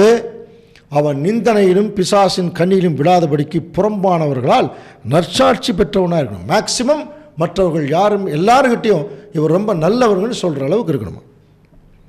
புரியுதுங்களா? ஸோ இப்படி இருக்கிறவங்களுக்கு தான் நம்ம மூப்பராக எடுக்க முடியும். இதைத்தான் தீத்துக்கு சொல்லும்போது, நீ குறைவாக இருக்கிறவர்களை ஒருமை பாருங்கள். இப்போ தீமோத்தேயுவுக்கு பவுல் எழுதும்போது இந்த மூப்பருடைய குவாலிட்டி சொன்னார் இல்லையா, அதை தீத்துவுக்கு இதே தான் சொல்கிறார். ஆனால் கொஞ்சம் வித்தியாசமாக சொல்கிறார். நீ குறைவாக இருக்கிறவர்களை ஒழுங்குபடுத்தும்படிக்கு நான் உனக்கு கட்டளையிட்டபடியே பட்டணங்கள் தோறும் மூப்பரை ஏற்படுத்துன்னு சொன்னார் இல்லையா. அந்த மூப்பர்களை பற்றி சொல்லும்போது, குற்றஞ்சாட்டப்படாதவன், ஒரே மனைவியுடைய புருஷன், துன்மார்க்கர் என்றும் அடங்காதவர்கள் என்றும் பேரெடுக்காத விசுவாசமுள்ள பிள்ளைகளை உடையவன் ஒருவன் இருந்தால் அவனையே நியமிக்கலாம், ஏற்படுத்தலாம். ஏற்கனவே போன தீமோத்தேயுக்கு சொல்லும்போது நல்லொழுக்கம் உள்ளவர்கள் சொன்னார். இந்த இடத்துல ஆப்போசிட்டாக சொல்கிறார். சில பேர்த்துடைய பிள்ளைகள் அடங்காதவங்க துன்மார்க்கமாக போயிட்டு இருப்பாங்களா, அவங்க பிள்ளைகள் அப்படி போயிட்டு இருக்கும்போது இவர்களை கொண்டு போய் நம்ம மூப்பர்களால் தேர்ந்தெடுக்கலாம் முடியாதுங்கிறார். ஏனெனில் கண்காணியானவன் தேவனுடைய உக்ரானுக்கேற்ற விதமாய் குற்றஞ்சாட்டப்படாதவன், இதை மட்டும் கொஞ்சம் அண்டர்லைன் பண்ணும், தன் இஷ்டம் செய்யாதவன். அப்போ திருச்சபையின் பிள்ளைகளில் ஒரு மூப்பராக வரக்கூடியவர்கள் எப்பொழுதுமே தன்னுடைய விருப்பத்தை செய்யாதவங்களாக இருக்கும். தேவனுடைய விருப்பம், அதுக்கப்புறம் தேவ பிள்ளைகளுடைய விருப்பம். தன்னுடைய விருப்பம் கடைசியில் தான் இருக்கணும். அது தேவனுக்கு சித்தமாக இருக்கணும். சரியா? அதைத்தான் அவர் சொல்கிறார். முற்கோபம் இல்லாதவனும் மதுபான பிரியம் இல்லாதவனும் அடியாதவனின் இழிவான ஆதாயத்தை பாருங்க இச்சியாதவனும் அந்நியரை உபசரிக்கிறவனும். ரொம்ப முக்கியமான குவாலிட்டி பிரதர். அந்நியரை எப்போ வந்தாலும், எந்த சகோதரன் எவ்வளவு நைட்டில் பகலில் எப்போ வந்தாலும் அவர்களை உபசரிக்கக்கூடிய மைண்ட் இருக்கணும். அதனால் நம்ம கன்வென்ஷன் எல்லாம் சகோதரர்களுக்கெல்லாம் தெரியும். நிறைய பேர் நைட்டு 12 மணிக்கு வருவாங்க, 2 பேர் ரொம்ப தூரத்துலேருந்து 3 மணிக்கு வருவாங்க, 4 மணிக்கு வருவாங்க. மனங்கோணாமல் போய் அவங்கள கூட்டிகிட்டு வந்து அவங்கள அட்டன் பண்ண வச்சு மறுபடியும் அவங்கள அனுப்பணும். இதில் ரொம்ப நீடிய பொறுமையும் அன்பும் கலந்துருந்தா தான். சில பேர் சோம்பேறி, நான் பாருங்கள் வேறு ஏதாவது போக சொல்லுங்கள். இப்போ நம்ம வீட்லேயே ரிலாக்ஸாக இருக்கிறோம், திடீர்னு நைட்டு 12 மணிக்கு ஒரு பிரதர் ஃபோன் பண்ணி பஸ் ஸ்டாண்டில் நிற்கிறேன் பிரதர், பஸ் ஸ்டாண்ட் இங்கேருந்து ஒரு 5 கிலோமீட்டர்னு வச்சுங்களேன், நிற்கிறேன் பிரதர், நான் என்ன பண்ணுறது அப்படின்னா, நம்ம எந்திரிச்சிட்டு என்ன பண்ணுறது அப்படின்னு எப்படி இருக்கும்? அவங்கள நம்ம நம்பி வந்திருப்பாங்க. அப்போ என்ன பண்ணோம்? நம்ம சொல்லக்கூடிய பதில் என்ன பதிலாக இருக்கும்? ஒரு ஒரு ஒரு உற்சாக பதில் என்ன தெரியுமா? அங்கேயே இருங்க பிரதர், இப்போ வரேன், 5 நிமிஷம் இருங்க வந்துடுறேன். நம்ம போகணும், இல்லைன்னா யாரோ ஒருத்தர் அனுப்பணும். அதுதாங்க உண்மையான உபசரிப்பு இல்லையா? ஸோ அந்நியர் உபசரிக்கிறவனும் நல்லோர் மேல் பிரியமாக இருக்கணுமா? நிறைய பேருக்கு தீயோர் கூட்டமாக சேர்ந்துக்குவாங்க. அவர்கள் அநியாயம் செய்வாங்க மற்ற சகோதரர்களுக்கு, அவங்க கூடலாம் சேர்ந்துக்குவான், குரூப் சேர்ந்துக்குவான். அப்படியெல்லாம் இருக்கக்கூடாது. நல்லவர்கள் மேல் பிரியமாக இருக்கணும். தெளிந்த புத்தி உள்ளவனும் நீதிமானும் பரிசுத்தவானும் இச்சையடக்கம் உள்ளவனும் செல்ஃப் கண்ட்ரோல் பண்ணுறவங்க தான் மூப்பராக வர முடியுங்கிற. தங்களை அடக்கக்கூடியவர்கள், ஆரோக்கியமான உபதேசத்தினாலே புத்தி சொல்லவும் எதிர்பேசுகிறவர்களை கண்டனம் பண்ணவும் வல்லவனாக இருக்கும்படி தான் போதிக்கப்பட்டதற்கேற்ற உண்மையான வசனத்தை நன்றாய் பற்றி கொள்ளுகிறவனாக இருக்க வேண்டும். புரியுதுங்களா? தான் என்ன வசனம் பேசணும் அதுக்கு அந்த மூப்பர்கள் முதல் அவங்க சாட்சியாக இருக்கணும். ரொம்ப ரொம்ப முக்கியம். பேசுகிற வசனத்துக்கு அவர்கள் முதல்ல சாட்சியாக இருக்கணும். ஸோ அநேகர் இப்படி இல்லையா? விசேஷமாக விருத்த சேதனம் உள்ளவர்கள், புரியுதுங்களா? அப்படின்னா நம்ம ஆவிக்குரிய அர்த்தத்தில் ஞானஸ்தானம் எடுத்தவங்கன்னு அர்த்தம். அடங்காதவர்களும் வீண் பேச்சுக்காரரும் மனதை மயக்கரமாக இருக்கிறாங்க. அவர்கள் வாயை அடக்கணுங்கிறார். அவர்கள் இழிவான ஆதாயத்துக்காக தகாதவைகளை எல்லாம் உபதேசித்து முழு குடும்பத்தையே கவிழ்த்து போடுறாங்க. எத்தனை சகோதரர்கள் தங்களுடைய தகாத பேச்சில் குடும்பத்தை கெடுத்திருக்காங்க தெரியுமா? நிறைய பார்த்துருக்கோம். எல்லாம் மேலே தேவன் பார்த்துட்டு தாங்க இருக்கார். ஒரு குடும்பத்தை கெடுக்கிறது எவ்வளோ மோசமான விஷயம் தெரியுமா? தங்களுடைய பேச்சினால் செயல்பாடுனா நல்லா ஒன்றா இருக்கக்கூடிய தம்பதிகளை பிரிச்சிருவாங்க. தப்பாக சொல்லி முழு குடும்பத்தையே பிரிச்சு. இவங்கெல்லாம் மூப்பர்களாக முடியுமா? அன்புக்குரிய சகோதர சொல்லி இப்போ கொஞ்சம் கவனிங்க. இவர்கள் முழு குடும்பத்தையும் இது அதனால தான் இப்படிப்பட்ட மாதிரி ஒரு ஆட்டிடியூடு வச்சிருக்கிறவங்க எல்லாம் சபையில் எந்த பொறுப்பும் கொண்டு வந்துடக்கூடாதுங்கிறார்.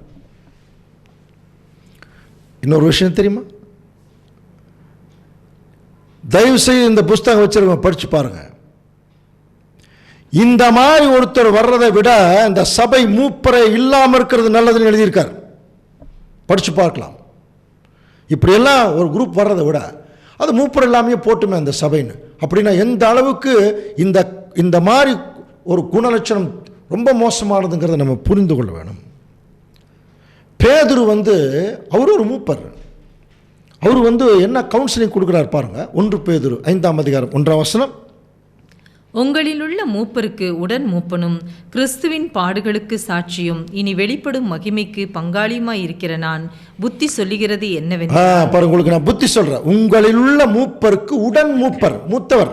அவர் சொல்றார், என்ன சொல்றாருன்னா, உங்களிடத்தில் உள்ள தேவனுடைய மந்தையை, உங்களிடத்தில் இருக்கக்கூடிய மந்தைன்னு சொல்ல பாருங்க, வசனம் ஜாக்கிரதையா இருக்கு. உங்களிடத்தில் உள்ள தேவனுடைய மந்தையை நீங்கள் மேய்த்து கட்டாயமா அல்ல, மனப்பூர்வமாயும் அவலட்சணமான ஆதாயத்திற்காக அல்ல, உற்சாக மனதோடும் சுதந்திரத்தை இருமாப்பாய் ஆளுகிறவர்களாக அல்ல, மந்தைக்கு மாதிரிகளாகவும் கண்காணிப்பு செய்யுங்கள். இருமாப்பு.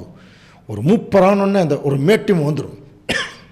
நான் சொல்கிறத கேளுங்க, அந்த மாதிரிலாம் வந்துடுமா? ஆனால் என்ன சொல்கிறார்?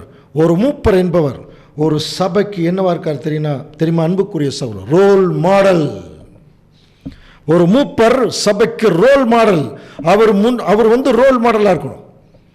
சின்ன சின்ன உதாரணங்கள் கூட, ஒரு கன்வென்ஷன் வைக்கிறோமா, சபையில் எல்லாம் ஒன்றா கூடி இந்த கன்வென்ஷனுக்கு ஒரு செலவு வருது, யார் யார் எவ்வளோ போடுறீங்க அப்படி கேட்கக்கூடாது. ஒரு மூப்பர் என்ன செய்யணும் தெரியுமா? நான் முதல்ல இவ்வளோ போடுறேன், தேவனுடைய காரியத்துக்காக என்னுடைய முதல் பங்கு இது, அதுக்கப்புறம் தான் மற்றவங்கள்ட்ட கேட்கணும். சில பேர் என்ன ஒன்றுன்னா, நீங்கள் சொல்லுங்கள் அப்படி கேட்டு மிச்சம் எதாக இருந்தால் போடலாம், அந்த மாதிரி. அப்போ இன்னொருத்தருடைய ஒப்பீனியன் கேட்குறது, இதெல்லாமே தவறானது. நான் கடவுளுக்கு என்ன செய்கிறேன்? இந்த ரோல் மாடல், அதுதான் மந்தைக்கு மாதிரி. எல்லாமே மாதிரி தான். தேவனுடைய பிள்ளைகள் எப்படி பேசணுங்களுக்கு ஒரு மந்தைக்கு மாதிரியாக இருக்கணும், எப்படி நடந்து கொள்ள வேணும், எப்படி உபசரிக்க வேணும், எப்படி நல்வார்த்தைகளை பேச வேணும், எல்லாத்துக்குமே ஒரு மூப்பர் என்பவர் ஒரு ரோல் மாடல். ஏன்னா இது ஒரு குடும்பம்.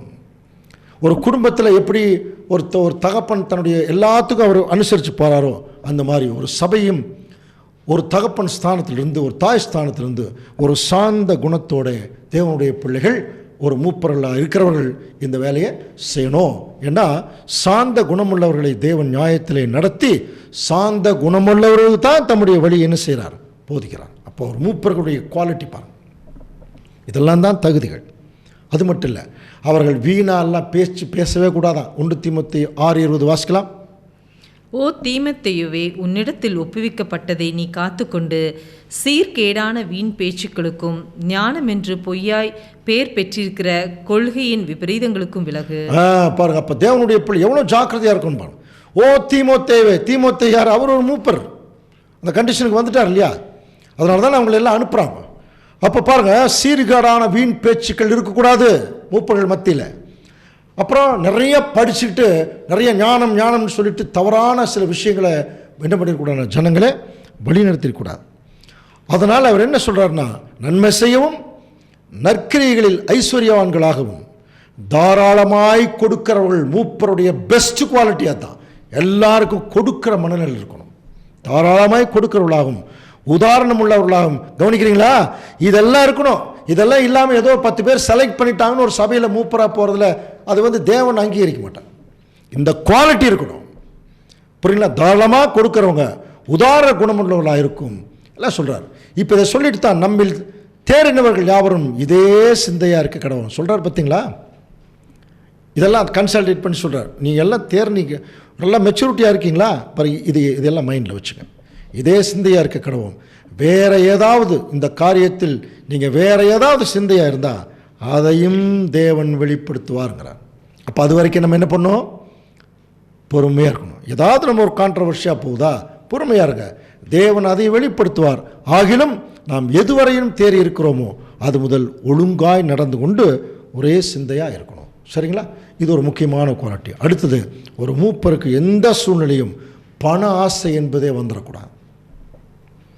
யூதாஸ் பற்றி நம்ம படிச்சிருக்கோம் இல்லையா? யூதாஸ் பணப்பையை வச்சுட்டு இருந்ததுனால தானே அவருக்கு அந்த தவறான சிந்தை உள்ள வந்ததுன்னு எல்லாம் படிச்சிருக்கிறோம். பவுல் எவ்வளோ பெரிய ஊழியக்காரன். அவர் என்ன சொல்கிறார் பாருங்கள், 2 கொரிந்தியர் 12:14 இதோ உங்களிடத்திற்கு 3ஆம் தரம் வர ஆயத்தமாக இருக்கிறேன். இவரையே பண ஆசை பிடிச்சவனெல்லாம் சொல்லிட்டான். ஆனால் அவர் சொல்கிறார் பாருங்க, நான் உங்களை வருத்தப்படுத்துவதில்லை, நான் உங்களுடையதையல்ல உங்களையே தேடுகிறேன்கிறார். உங்கள் பொருளை நான் தேடல, உங்களை தேடுறேன். பெற்றோருக்கு பிள்ளைகள் அல்ல, பிள்ளைகளுக்கு பெற்றோர்களே பொக்கிஷங்களை சேர்த்து வைக்கணும். அதனால் நான் உங்களிடத்தில் எவ்வளவு அதிகமாய் அன்பு கூறுகிறேனோ அவ்வளவு குறைவாய் உங்களால் அன்பு கூறப்பட்டிருந்தாலும், கவனிக்கிறீங்களா, நான் உங்கள் மேலே ரொம்ப அன்பு கூறுறேன், ஆனால் என் மேலே நீங்கள் ரொம்ப குறைவாக தான் அப்படின்னு சொன்ன அன்பே இல்லை. ஆனாலும் மிகவும் சந்தோஷமாய் நான் உங்கள் ஆத்துமக்களுக்காக செலவு பண்ணவும் பாருங்கள், செலவு பண்ணப்படவும் விரும்புகிறேன். நான் உங்கள் மேலே ரொம்ப அன்பாக இருக்கேன். என் மேலே நீங்கள் கொஞ்சம் தான் வச்சுருக்கீங்க, இருந்தாலும் உங்களுக்காக நான் எல்லா பிரயாசம், இதைத்தான் சொன்னார் அப்போஸ்தலர் நிருபத்தில். இப்படி பிரயாசப்பட்டு பலவீனரை தாங்கவும் வாங்குகிறதை பார்க்கிலும் கொடுக்கிறதை பாக்கியம் சொன்னார் இல்லையா? ஸோ அப்போ தேவனுடைய பிள்ளைகள் எந்த விதத்திலையும் ஒரு மூப்பராக இருக்கிறவருக்கு அந்த பண ஆசைங்கிறதே இருக்கக்கூடாது. அது மட்டும் இல்லை, சபையை எந்த விதத்திலும் அதிகாரம் செலுத்திடக்கூடாது. 1 கொரிந்தியர் 9:12 மற்றவர்கள் உங்களிடத்தில் இந்த அதிகாரத்தை செலுத்தினால் அவர்களிலும் நாங்கள் அதிகமாய் செலுத்தலாம் அல்ல. பாருங்க, மற்றவர்கள் உங்களிடத்தில் இந்த அதிகாரத்தை செலுத்தினா அவர்களிலும் நாங்கள் அதிகமாக அதிகாரத்தை செலுத்தலாம் இல்லையா? ஆனால் அந்த மாதிரி நாங்கள் செய்யலை. அப்படி இருந்தும் கிறிஸ்துவின் சுவிசேஷத்துக்கு யாதொரு தடையும் உண்டாகாதபடிக்கு நாங்கள் இந்த அதிகாரத்தை செலுத்தாமல் பாடுபடுகிறோம்ங்கிறார். அப்போது ஒரு மூப்பர் பாடுபடுறதுக்கு தான் தயாராக இருக்கணும் இல்லையா? அதிகாரத்தை செலுத்தக்கூடாது சபை மேலே. அதை செலுத்தும் போது அது தேவனுடைய நியமத்திற்கு அது முரணானது.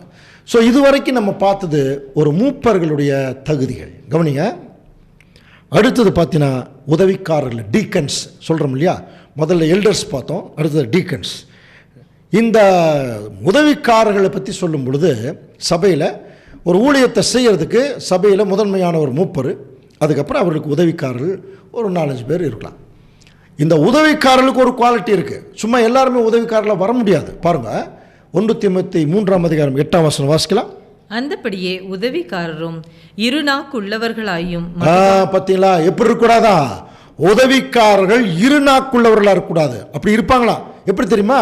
ஒரு 2 மூப்பர் இருந்தாங்கன்னா, ஒரு 4 உதவிக்காரர் இருந்தாங்கன்னா, இவங்களுக்கு சாதகமாக 2 பேர், அவங்களுக்கு சாதகமாக 2 பேர், இவங்களை பற்றி அங்கே சொல்கிறது, அவங்கள பற்றி இங்கே சொல்கிறது, இப்படி சொல்லியே நிறைய சபையில் குழப்பத்தை ஏற்படுத்துவாங்க உதவிக்காரர்கள். ஸோ அதனால தான் சொல்கிறார், இருநாக்குள்ளவர்களாயும் மதுபான பிரியராயும் இழிவான ஆதாயத்தை இச்சிக்கிறவர்களாயும் இராமல் நல்லொழுக்கம் உள்ளவர்களாயும் விசுவாசத்தின் ரகசியத்தை சுத்த மனசாட்சிகளே காத்து கொள்ளவர்களாக இருக்கணும். இவர்கள் முன்னதாக சோதிக்கப்பட வேணும் சொல்கிறார் பாரு. இவங்களை டெஸ்ட் பண்ணி தான் உதவிக்காரர்களாகவே சேர்த்தணுங்கிறாரு, செலக்ட் பண்ணணும். அப்போ உதவிக்காரர் செலெக்ஷன்லேயே அவங்கள சோதிக்கணுங்கிற போது மூப்பர்களாக வர்றவங்க எவ்வளோ ஜாக்கிரதையாக நம்ம செலக்ட் பண்ணணும் பார்த்தீங்களா இல்லையா? குற்றஞ்சாட்டப்படாதவர்களானால் உதவிக்காரராக அவங்க ஊழியர் செய்யலாம். ஸோ அன்புக்குரிய சகோதரர் சகோதரி, கொஞ்சம் கவனிக்கிறீங்களா? அதே மாதிரி தான் சபையில் ஸ்திரீகளை பற்றி சொல்லும் பொழுது அந்தப்படி ஸ்திரீகளும் நல்லொழுக்கம் உள்ளவர்களும் அவதூறு பண்ணாதவர்களும் தெளிந்த புத்தி உள்ளவர்களும் எல்லாவற்றிலேயும் உண்மை உள்ளவர்களாக இருக்கணுமா சபையில். அது மட்டும் இல்லை, இந்த உதவிக்காரரை பற்றி சொல்லும்போது அவர்களுக்கும் ஒரே மனைவியுடைய புருஷர் தங்கள் பிள்ளைகளையும் சொந்த குடும்பங்களையும் நன்றாக நடத்துவர்களாக இருக்கணும். அது மட்டும் இல்லை, இப்படி உதவிக்காரருடைய ஊழியத்தை நன்றாய் செய்கிறவர்கள் தங்களுக்கு நல்ல நிலைமையும் கிறிஸ்து இயேசுவை பற்றும் விசுவாசத்தில் மிகுந்த தைரியத்தையும் அடைவார்கள். ஸோ உதவிக்காரருடைய குவாலிட்டி இது. ஏறக்குறைய மூப்பருக்குரிய குவாலிட்டி அத்தனை இது உங்களுக்கு இருக்கணுங்கிற கவனிக்கிறீங்களா? இப்போது நம்முடைய மனதில் என்ன தோணுது சொல்லட்டுமா? ஓ, இதெல்லாம் மூப்பருக்கு இருக்க வேண்டிய குவாலிட்டி. அப்போ ஒரு மூப்பராக இருக்கிறவங்க இப்படி எல்லாம் இருக்கணும், நமக்கு இல்லை அப்படின்னு நினைக்கிறீங்களா? நமக்கு இல்லைங்கிறது யாருங்க? மூப்பர், உதவிக்காரரை தவிர 2 வகுப்பாக இருக்கிறாங்க இல்லையா? ஒன்று சகோதர சகோதரிகள். கவனிக்கிறீங்களா? இப்போ சகோதர சகோதரிகள் எப்படி நினச்சிடக்கூடாதுன்னா, இதெல்லாம் அவங்களுக்கு தான் சொல்லியிருக்காங்க போல் இருக்கு. அல்ல, மூப்பராக வர வேண்டியக்கூடிய குவாலிட்டி. ஆனால் அந்த குவாலிட்டியை வளர்த்து கொள்ளவர்கள் எல்லாருமே இப்படிப்பட்ட குவாலிட்டியில் தான் வரணும். அது ரொம்ப முக்கியம். கவனிக்கிறீங்களா? அப்போ தேவனுடைய பிள்ளைகள் ரொம்ப ஜாக்கிரதையாக கவனிக்கலாம். இப்போ சபையில் சகோதரர் இருக்கிறாங்கன்னா அவங்களுக்கு மெயின் காரணம் என்னென்னா, அவங்கள பற்றி சொல்லும் பொழுது, இளைஞரே மூப்பருக்கு கீழ்ப்படியுங்கள், நீங்கள் எல்லாரும் ஒருத்தருக்கு ஒருத்தர் கீழ்ப்படிஞ்சு மனத்தாழ்மையை அணிஞ்சுங்க. தேவன் பெருமை உள்ளவர்களுக்கு எதிர்த்து நிற்கிறார், தாழ்மை உள்ளவர்களுக்கோ அவர் கிருபை அளிக்கிறார். அதனால் திருச்சபையின் பிள்ளைகளை சகோதரர்கள் இப்போ தான் உள்ளே வந்திருப்பாங்க. இப்போ அவங்களுக்கு முக்கியமான வேலையை தங்களுடைய நல்ல மூப்பருக்கு அவர்கள் கீழ்ப்படிஞ்சு தேவனுடைய வேலையை செய்யணும். அப்போ ஒரு டைம் வரும்போது அதைத்தான் சொல்கிறார், ஏற்ற காலத்திலே தேவன் உங்களை உயர்த்தும்படி அவருடைய பலத்த கையிலே அடங்கியிருங்கள். யார் உங்களைன்னு சொல்கிற பாருங்க? இளைஞர்களே, புதுசாக வந்தவங்களே, இப்போ தான் கற்றுக்கிறவங்களே. நிறைய பேர் புதுசாக வந்தோடனே உடனே பெரிய பெரிய பேச்சாளர்களாக இருக்கும் ட்ரை பண்ணுறாங்க, சபையின் மூப்பர்களாயிரம் ட்ரை பண்ணுறாங்க, நிறைய அதுக்குரிய வேலைகள் செய்கிறாங்க. அப்படி இல்லை, ஏற்ற காலத்தில் தேவன் நம்மளை உயர்த்தும்படி அவருடைய பலத்த கையில் அடங்கியிருக்கணும். அவர் உங்களை விசாரிக்கிறவரானபடியால் அவர் நம்முடைய கவலைகள் எல்லாம் அவர் மேலே வைக்கணும். இது ரொம்ப முக்கியமாக நம்ம கவனிக்க வேண்டியது. அடுத்தது நம்ம கவனிக்கும்போது சகோதரிகள், கவனிக்கிறீங்களா? சகோதரிகள் எப்படி இருக்கணும் அப்படின்னு சொல்லும் பொழுது பாருங்கள், தீத்து 2ஆம் அதிகாரம் 3ஆம் வசனம், முதிர் வயதுள்ள ஸ்திரீகளும் அந்தபடியே பரிசுத்தத்துக்கு ஏற்ற விதமாய் நடக்கிறவர்களும் அவதூறு பண்ணாதவர்களும் மதுபானத்துக்கு அடிமைப்படாதவர்களுமாய். முக்கியமாக கவனிக்க வேண்டியது, ஸ்திரீகளை பற்றி சொல்லும் பொழுது அவதூறு பண்ணாதவர்கள் அப்படின்னு சொல்லும். ஏன் ஸ்திரீகளுக்கு அந்த வார்த்தை சொல்றாரு? ஏன்னா அவதூறு பண்ணவருடைய ஒரு மிகப்பெரிய சங்கமே வச்சுருப்பாங்க. இவங்கெல்லாம் குரூப்பாக சேர்ந்துட்டு மற்றவங்கள பற்றியே பேசுறது இல்லையா? அதனால் திருச்சபையின் பிள்ளைகளில் சகோதரிகள் முக்கியமாக பரிசுத்தத்துக்கேற்றவர்களை நாடக்கூடிய நிலைமையில் இருக்கணும். அவதூறு பண்ணிடக்கூடாது. தேவ வசனம் தூசிக்கப்படாதபடிக்கு பால்ய ஸ்திரீகள், அதாவது இளைஞர் ஸ்திரீகள், தங்கள் புருஷரிடத்திலும் தங்கள் பிள்ளைகளிடத்திலும் அன்புள்ளவர்களும் தெளிந்த புத்தியுள்ளவர்களும் கற்புள்ளவர்களும் வீட்டில் தரித்திருக்கிறவர்களும். ரொம்ப முக்கியம், புரியுதுல? ஊரூரா சுற்றிட்டு ஊர் சுற்றின்னு சொல்லுவாங்களே, அந்த மாதிரி இருக்கக்கூடாது. ஒரு ஒரு ஒரு பொறுமை, ஒரு தாழ்மை இருக்கணும், ஒரு அடக்கம் இருக்கணும். அந்த அடங்கி இருக்குது. அதான் வீட்டில் தரித்திருக்கிறவர்களும் நல்லவர்களும், வார்த்தை பார்த்தீங்களா? நல்லவர்களும் தங்கள் புருஷருக்கு கீழ்ப்படியவர்களாக இருக்கும்படிக்கு அவர்களுக்கு படிப்பிக்கத்தக்க நல்ல காரியங்களை போதிக்கிறவர்களாகிய முதிர்வதர்களுக்கு புத்தி சொல்லுங்கிறார். ஸோ அன்புக்குரிய சகோதர சகோதரப்போ இவங்க எல்லாருமே கொஞ்சம் கவனிச்சு பார்த்தீங்கன்னா, இப்போ இந்த 4 வகுப்பாரும் பார்த்தீங்கன்னா இந்த சபையில் இருப்பாங்க.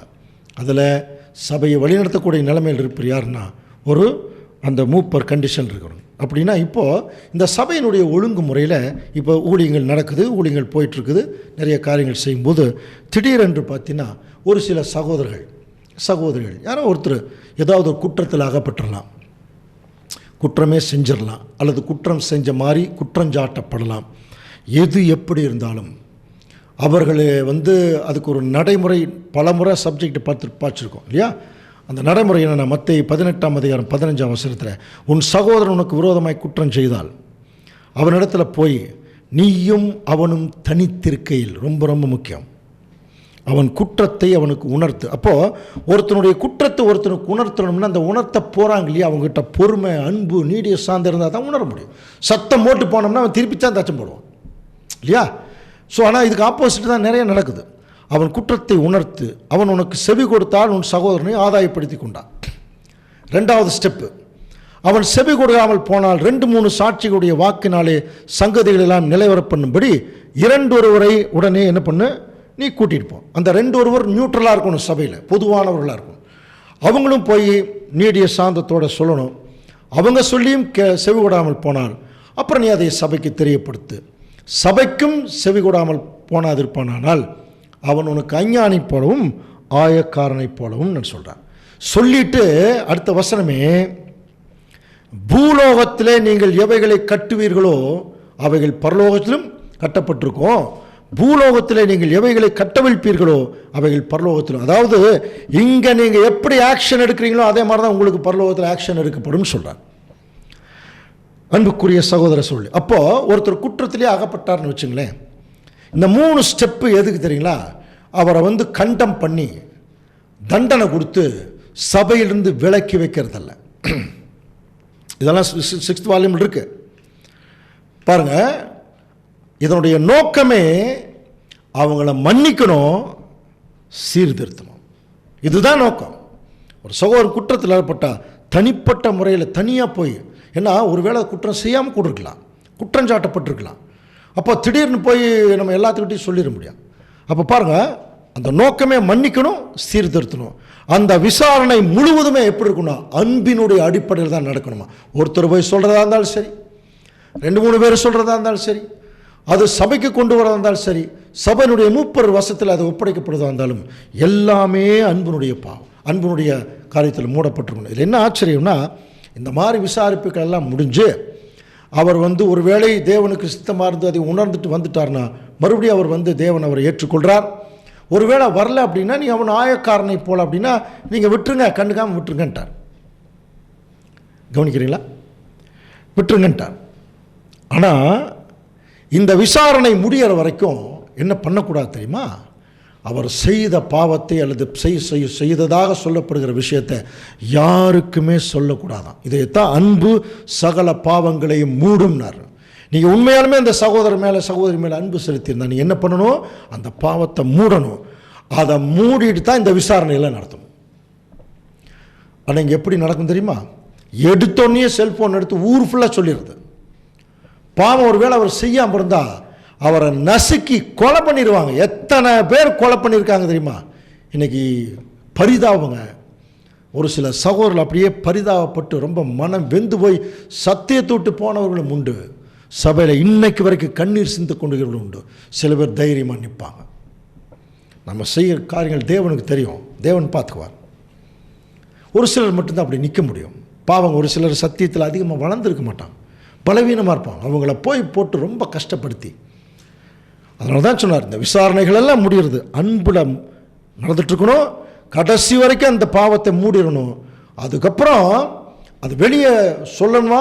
சொல்லலாம். எப்போ சொல்லலாம்னா அது மிகப்பெரிய பாவமாக இருந்து சபைக்கு இது இடலாக இருக்கும்போது அதை சொல்லி தான் ஆகணும். சொல்லிடலாம். அப்போ அதை பிடிச்சி நம்ம என்ன பண்ண வேண்டாம். இந்த ப்ராசஸில் எந்த தண்டனையும் வராது. அதனால தான் பிதாவாகிய தேவன் பவுல் மூலமாக சொல்லும்போது, பிரியமானவர்களே, பழி வாங்குதல் எனக்குரியதுன்ட்டார். நான் தான் தண்டனை கொடுப்பேன், நீங்கள் என்ன பண்ணிடக்கூடாது, தண்டனை கொடுத்துடக்கூடாது. அப்போ நம்ம இந்த ப்ராசஸ் எல்லாம் முடிச்சுட்டு நம்ம வேலையை பார்க்க ஆரம்பிச்சிடணும். அவ்வளோதான். அப்புறம் மற்ற தேவன் அவங்கள பார்த்துக்குவார். ஆனால் அதே சமயத்தில் அடுத்த ஒரு சைக்காலஜி பாயிண்ட் நம்ம போயிடுறோம். அப்படி ஒரு வேளை வந்து சகோதரி யாராவது அப்படி போயிட்டான்னு வச்சுங்களேன், உடனே அவங்கள பற்றி எல்லா பக்கம் தூசிக்கிறது. இவர் இப்படி பண்ணிட்டாருங்க, அவர் அப்படி பண்ணிட்டாருன்னு தூசிக்கிறது. இதெல்லாம் தேவனுடைய குவாலிட்டியே இல்லை.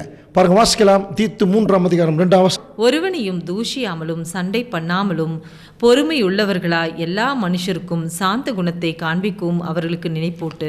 அப்போ ஒருத்தனை நம்ம தூஷிடக்கூடாது. இதெல்லாம் குவாலிட்டி.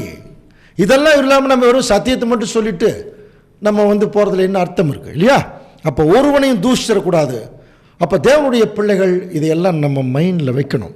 அதனால தான் மூத்த சகோதரர் ரசல் பிரதர் சொல்றார், சபையில் பெரிய பெரிய பிரச்சனைகள் பிரிவினைகள் வர்ற காரணமே இந்த நாக்கு தான்.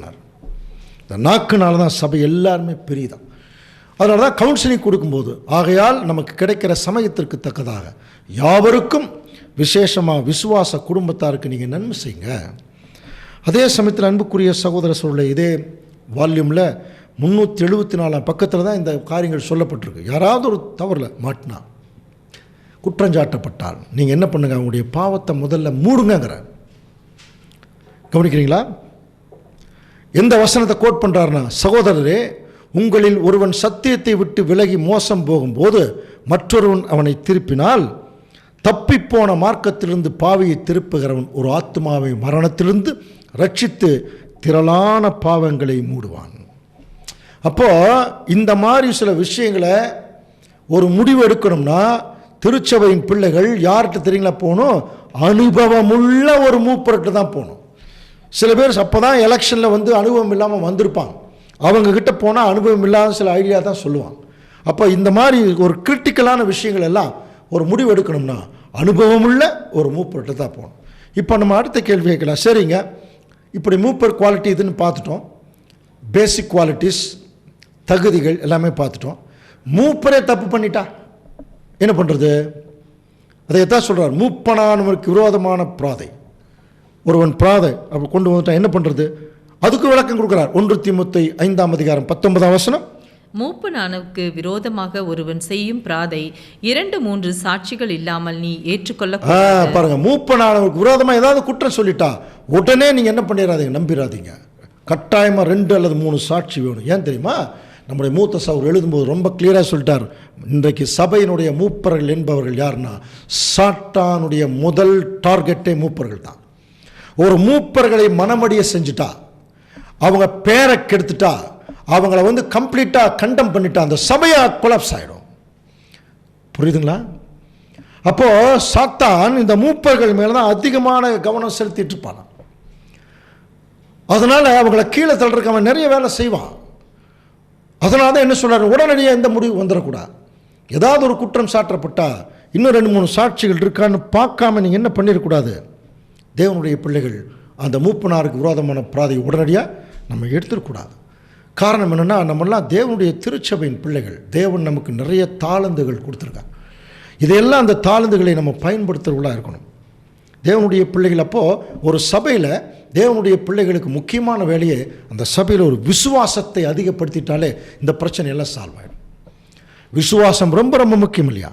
அதனால தான் எபிரேயருக்கு 11 எழுதும்போது பாருங்கள் 6 விசுவாசம் இல்லாமல் தேவனுக்கு பிரியமாக இருப்பது கூடாத காரியம்.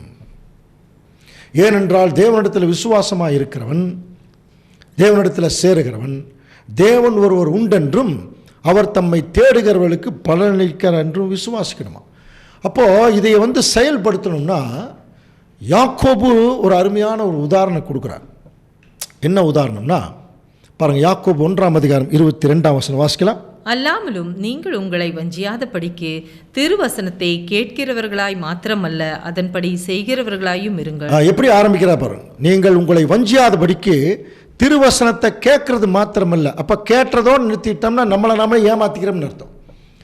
அதன்படி செய்கிறவர்களாக இருங்க. அதுக்கு ஒரு அருமையான உதாரணம் கொடுக்குறார். என்னத்தினாலெனில், ஒருவன் திருவசனத்தை கேட்டும் அதன்படி செய்யாதவனானால் கண்ணாடியிலே தன் சுவாவ முகத்தை பார்க்கிற மனுஷனுக்கு ஒப்பாயிருக்கிறான். உதாரணம் சொல்கிறார்.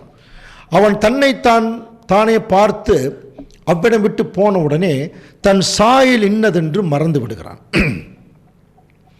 சுயாதீன பிரமாணமாகிய பூரண பிரமாணத்தை உற்று பார்த்து அதிலே நிலைத்திருக்கிறவனே கேட்கிறதை மறக்கிறவனாயிராமல் அதற்கேற்ற கிரியை செய்கிறவனாயிருந்து தன் செய்கையில் பாக்கியவானாயிருப்பான்.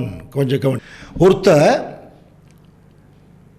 வசனத்தை கேட்டு அதன்படி செய்யாமல் போனால் அவன் கண்ணாடியில் முகம் பார்க்குற மாதிரி. இப்போ நல்லா கவனிச்சு பாருங்க, ஒரு இமேஜினேஷன். இப்போ நம்ம கண்ணுக்கு முன்னாடி ஒரு கண்ணாடி இருக்குது.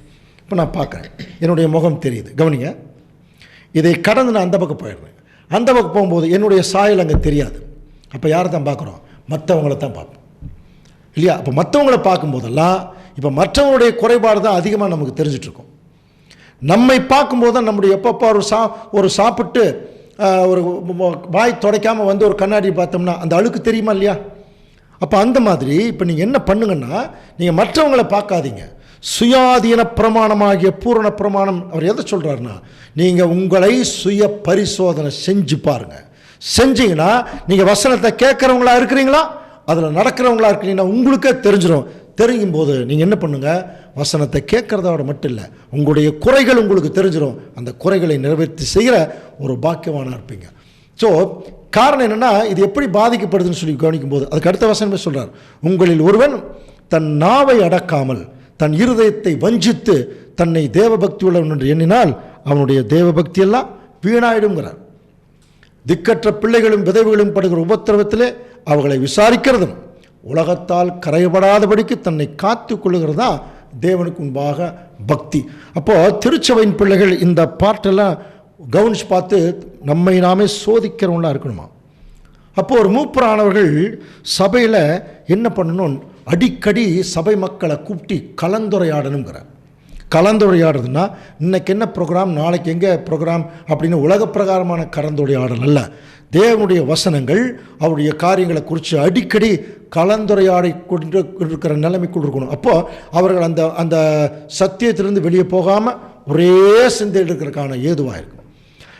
அது மட்டும் இல்லை அன்புக்குரிய சகோதரர் சொல்லியா ரசல் பர் இன்னொரு விஷயத்தை கூட எழுதுகிறார். சில பேர் நிறைய படிக்கிறேங்கிற பேரில் படிச்சிருவாங்களாம். இந்த அறிவு பெருக்கம் இருக்குல்ல, இந்த அறிவு பெருக்கம் அதிகமாக நிறைய பேர் படித்தவங்ககிட்ட என்ன தான் இப்போ குறைபாடு இருக்குன்னா, பயபக்தி இல்லை, ரொம்ப வீண் பெருமை பாராட்டுறாங்க, அப்புறம் நிறைய விவாதம் பண்ணுறதுக்கு ரெடியாக இருக்கிறாங்க. அது நிமித்தம் சச்சரவுகள் தான் அதிகமாகதான். இது 413 பக்கத்தில் இருக்குது. 6th வால்யூமில் 413 பக்கத்தில் இருக்குது.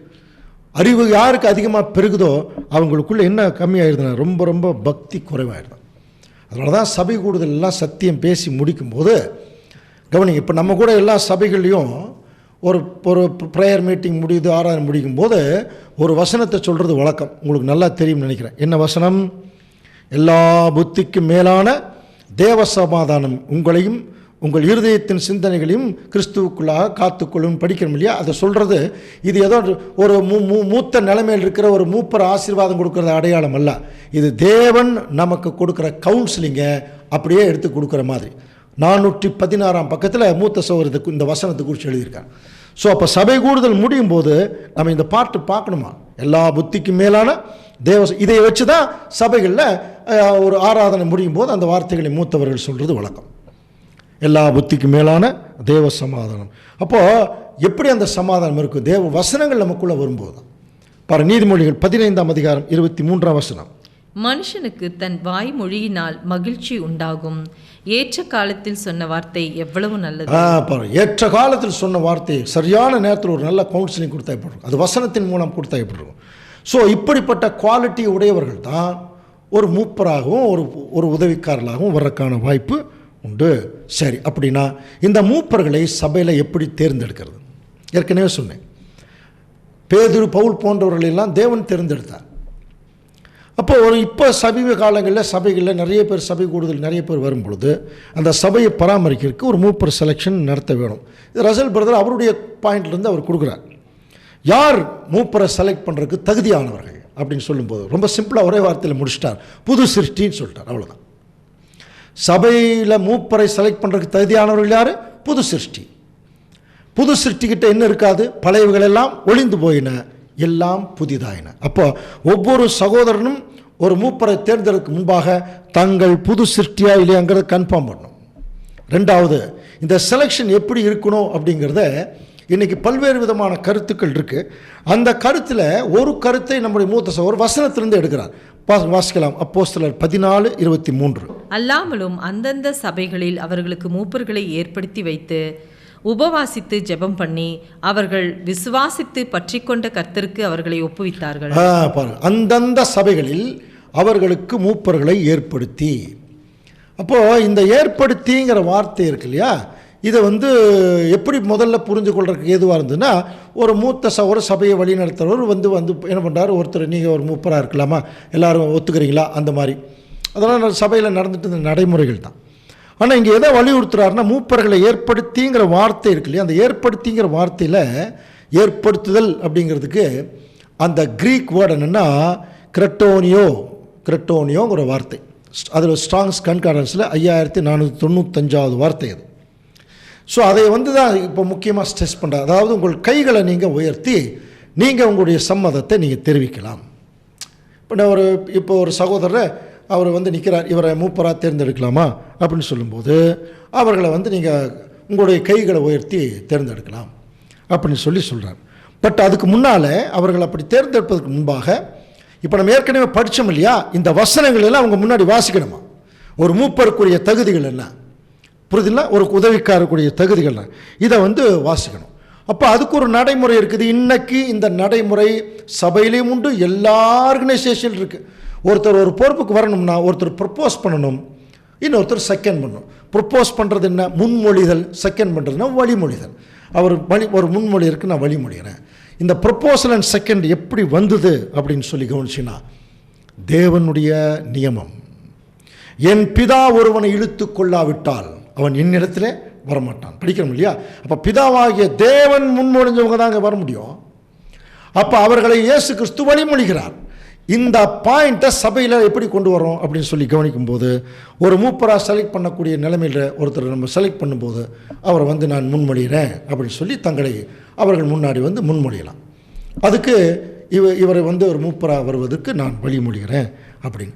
இப்போது இதில் என்ன நிறைய பேர் கான்ட்ரவர்ஷினா, இப்போ பாருங்கள், சபைகளில் இந்த மாதிரி கை தூக்கி தேர்ந்தெடுக்கும்போது சில பக்குவம் இல்லாத சகோதரர்கள் அந்த எலெக்ஷன் நிற்கிறவங்க எப்படி இருக்கிறதுக்கு வாய்ப்பு இருக்குன்னா, பார்த்தீங்களா இவங்களுக்கெல்லாம் எவ்வளோ நன்மை செஞ்சேன், எனக்கு இவங்க கை தூக்கவே இல்லை அப்படின்னு சொல்லிட்டு அவர்கள் மேலே ஒரு காழ்ப்புணர்ச்சி. ரெண்டாவது, இத்தனை நன்மை செஞ்சு எனக்கு இவங்க கை தூக்கலை, அதனால் இந்த சபை எனக்கு வேண்டான்னு போகிறது. இந்த மாதிரி நிறைய பிரிவுகளெல்லாம் நிறைய உண்டு. அப்போது இப்படிப்பட்ட ஒரு எலெக்ஷன் மெத்தடு எந்த சபையில் நடைபெற்றால் நல்லா இருக்கும்னா, எல்லா சகோதரர்களும் பக்குவத்தில் இருக்கணும். கவனிக்கிறீங்களா? எல்லா சகோதரர்களும் ஒரு பக்குவத்தில் இருக்கணும். யார் மேலேயும் காழ்ப்புணர்ச்சி இருக்கக்கூடாது. எல்லாரும் ஈக்குவலாக நினைக்கணும். அப்படி இருக்கிற போது, சரி பிரதர், இந்த வருஷம் பிரதர் வந்து இந்த ஒரு ஊழியத்தை செய்யட்டுமே அப்படின்னு தங்களை கை தூக்கும் போது மற்றவர்களை வந்து அவங்க, அப்போது இதில் என்ன தேவன் எதிர்பார்க்குறாருங்கிறத ரசல் பிரதர் சொல்கிறாரு. ஒரு வெளிப்படைத்தன்மை இருக்கணும் செலக்ட் பண்ணுறதுல. ஒரு ஒரு எப்படி இருக்கக்கூடாது, ஒரு மறைமுகமாக இருக்கக்கூடாது, வெளிப்படைத்தன்மை இருக்கணும். அந்த வெளிப்படைத்தன்மை ஏன் இருக்கணுங்கிறதுக்கு ஒரு காரணம் சொல்கிறார். அப்போ அப்படி தேர்ந்தெடுக்கப்படுகிற தேவனுடைய ஊழியக்காரர்கள் சபையின் மேலே அவங்களுக்கு பொறுப்பு ஜாஸ்தி இருக்குங்கிறார். என்னை இவங்கெல்லாம் செலக்ட் பண்ணியிருக்காங்க. ரெண்டாவது, தேவன் மேலே ஒரு பயம் இருக்கும். நம்ம இவர்களால் செலக்ட் பண்ணப்பட்டிருக்கோம், தேவனுக்குன்னு நம்ம சில விஷயம் இருக்கணும், அவங்களுக்கு செய்யணுங்கிற ஒரு பயம் இருக்கும். அப்போது ஒரு பொறுப்பு வரணும் அப்படிங்கிறது தான் அந்த வெளிப்படைத்தன்மையினுடைய அடையாளம். அவர்களுக்கு எந்த வகையிலையும் பெருமை வந்துடக்கூடாது என்பதற்கு. அப்போ இது வந்து எல்லா சபைகளையும் நடைமுறைப்படுத்தப்படுகிறதா இல்லையாங்கிறதுல அடுத்த ஒரு காரியம். இப்போ அதில் சொல்லப்படுகிறத உள்ளதை உள்ளபடி அப்படியே நம்ம தெரிஞ்சுக்கிறது ரொம்ப நல்லது. சரி, ஒரு மூப்பர் எவ்வளோ நாட்கள் மூப்பராக இருக்கலாம் ஒரு சபையில்? இப்போ நம்ம வருஷத்துக்கு ஒரு தடவை தேர்ந்தெடுக்கிறோம். ஆனால் நமக்கு அங்கே அந்த பீரியடாக கொடுக்கப்படல. No detail. 1 இயர் இருக்கலாம், 6 மாதம் கூட இருக்கலாம். ஒரு சில மூப்பர்கள் வந்து பார்த்திங்கன்னா ஒரு 6 மாதத்துலேயே உடம்பு சரியில்லைன்னா அவர்கள் வந்து இன்னொருத்தர் ப்ரப்போஸ் பண்ணலாமா, பாருங்கள் இந்த 6 மாதம் அவர் வந்து சபையில் ஊழியம் செய்கிறான்னு ப்ரப்போஸ் பண்ணலாம். ஒருவேளை ஒரு வருஷம் முடிஞ்சு அடுத்த வருஷம் சகோதரர் எல்லாருமே இவரையே இருக்கட்டுமே அப்படின்னு சொன்னால் அதுவும் அது சபையினுடைய முடிவுக்கு அவங்க விட்டுடலாம். புரியுதுங்களா? இதெல்லாம் சிம்பிளாக, சிலதெல்லாம் ரொம்ப டீட்டெயிலாக இல்லைன்னா கூட சிம்பிளாக நம்ம தெரிஞ்சுக்கலாம். அடுத்து, ஒரு சபையில் எத்தனை மூப்பர்கள் இருக்கணும், அதுக்கும் டீட்டெயில் இல்லை. ஆனால் ஒன்று மட்டும் சொல்கிறார், மெஜாரிட்டி இருக்கணுங்கிறார். கவனிக்கிறீங்களா?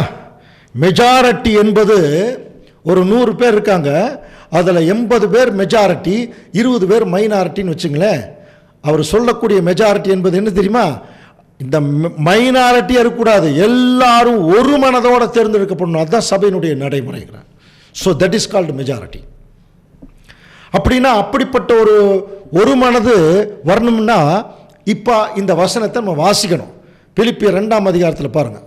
ஆதலால் கிறிஸ்துவுக்குள் யாதொரு ஆறுதலும், அன்பினாலே யாதொரு தேர்தலும், ஆவியின் யாதொரு ஐக்கியமும், யாதொரு உருக்கமான பட்சமும் இரக்கங்களும் உண்டானால் நீங்கள் ஏக சிந்தையும் ஏக அன்பும் உள்ளவர்களாயிருந்து இசைந்த ஆத்துமாக்களாய் ஒன்றையே சிந்தித்து என் சந்தோஷத்தை நிறைவாக்குங்கள். இப்படி இருக்கணும்.